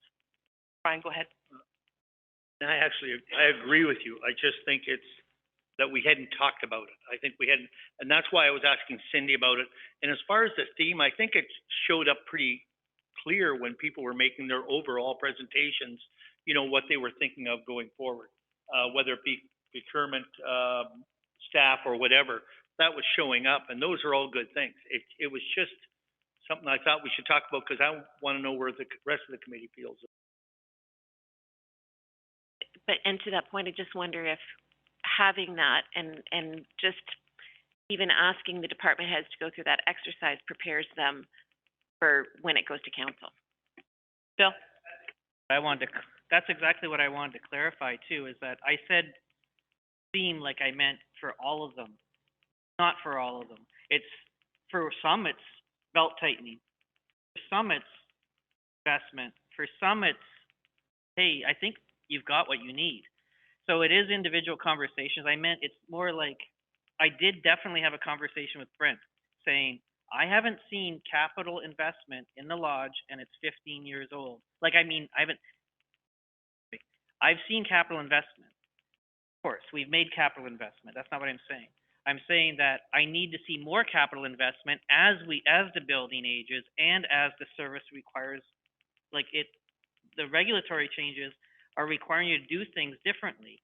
And I want to see you tell council about that. So I did have that conversation with them very directly, that I need you to start telling them about, because this changed at the province, or because the building is this age, we need to do these things, and that's his job to do, not my job to do. And so then there's other people, like I'm trying to think of other, like in HR as an example, where Chris and I and Jessica had a very strong conversation about, I want to invest in this area because I think that will ultimately save the organization money, and we debated those points about how we invest and Cindy was in the conversation. And so I guess I just want I want to make sure that we've had those discussions administratively, because it helps you understand that it doesn't arrive. And I know you know that. I just want to say that for the public. It's not like a department head's just, here's my wish list. It's a very, the process that's worked really well for us, because we have real debates about individual department needs. I think as soon as you start making global themes, you end up doing a disservice to all the departments when you start. Definitely we could talk to them, have them talk about the investments, because there are a lot in this budget compared to normal. Through the chair, definitely would echo what Mr. Rayburn's saying, and definitely when we go forward with the budget committee presentation, it would tie back to your council strategic plan. And I would say every department head had that on their radar when they were putting together their budgets. And you're going to see a lot of that. I think I heard reinvest and reset. So I like those messages. And I also think modernization. And I also think innovation and moving us forward. And how do we make sure that the county, I think we've been doing a great job at moving things forward. So everybody had those thought processes when they were preparing the budget. And definitely when we go forward and we put together the budget presentation to the committee, it will link everybody's, if there's new funding that they're asking for, a new position, we'll be linking that directly with the county strategic plan. Just echo, I think the people around this horseshoe for these budget committee meetings, actually, maybe we didn't use the words all the time, but it was clear, like the modernization piece, what is that? Build, rebuild, refresh, all those things, invest in people and our business and how we do it all. And then we talked about the benefits of some of that as well. I think this has been worthwhile too, because we had a series of meetings has been layering for us, and the story has been unfolding. Go to council for that. So those words are captured to set the stage so that there are places for penny drops so that people can go, I get it. Oh, I get it. Check. So yeah, it's to make sure that messages can go in the right boxes right away, and that when they comment, they don't have to, oh, I didn't know that. Let me read. Yeah, I think this has been worthwhile. It'll make it easier.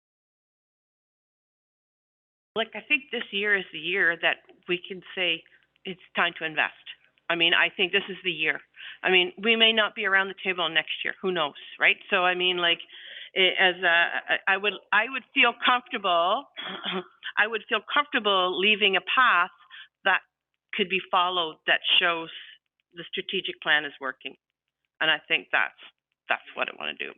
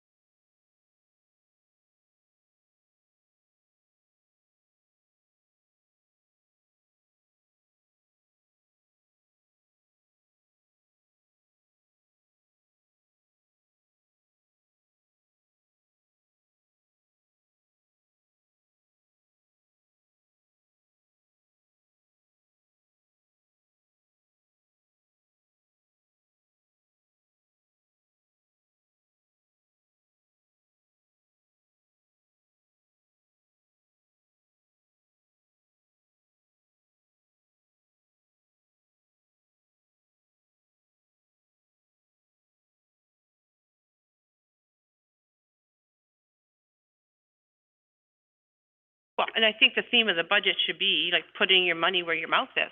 Like,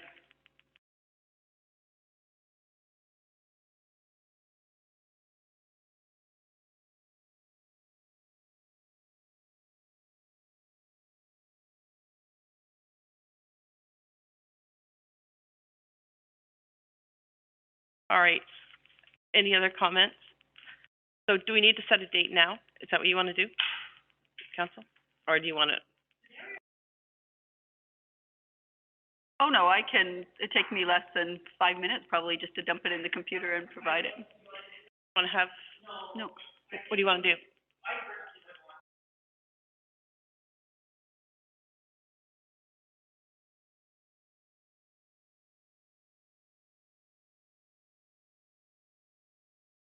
Okay. So if we're coming in Tuesday, I have a meeting Tuesday morning. Just trying to think if we did it before, but yeah, not coming. It's virtual. Yeah. Oh, this appearing and not appearing is like stressful. I won't hear. Meeting? Zoom or in person? I think it's good in person. I think it's a conversation that's good in person. Would Monday work for anybody?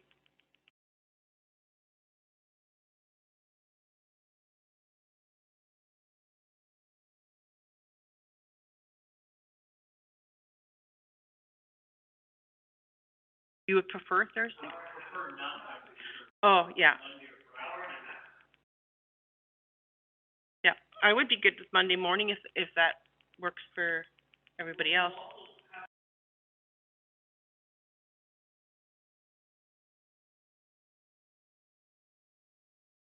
Well, what if we said 10 o'clock then?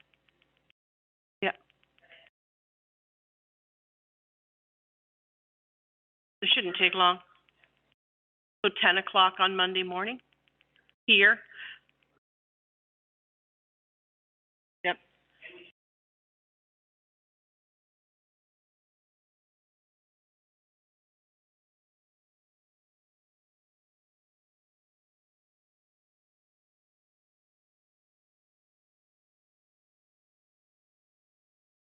Yeah.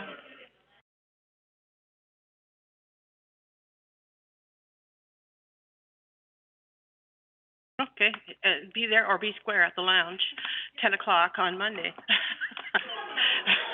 I know, I got it all.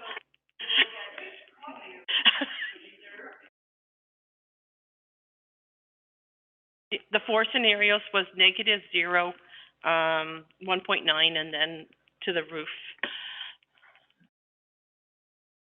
Yeah.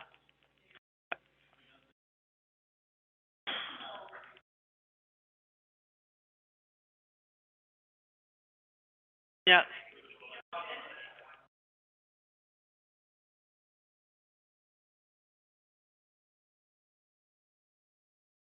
Yeah. Yeah. All right, so getting back to life, I think we're done. Motion to adjourn? Yep. Don't need a seconder for that. Meeting adjourned.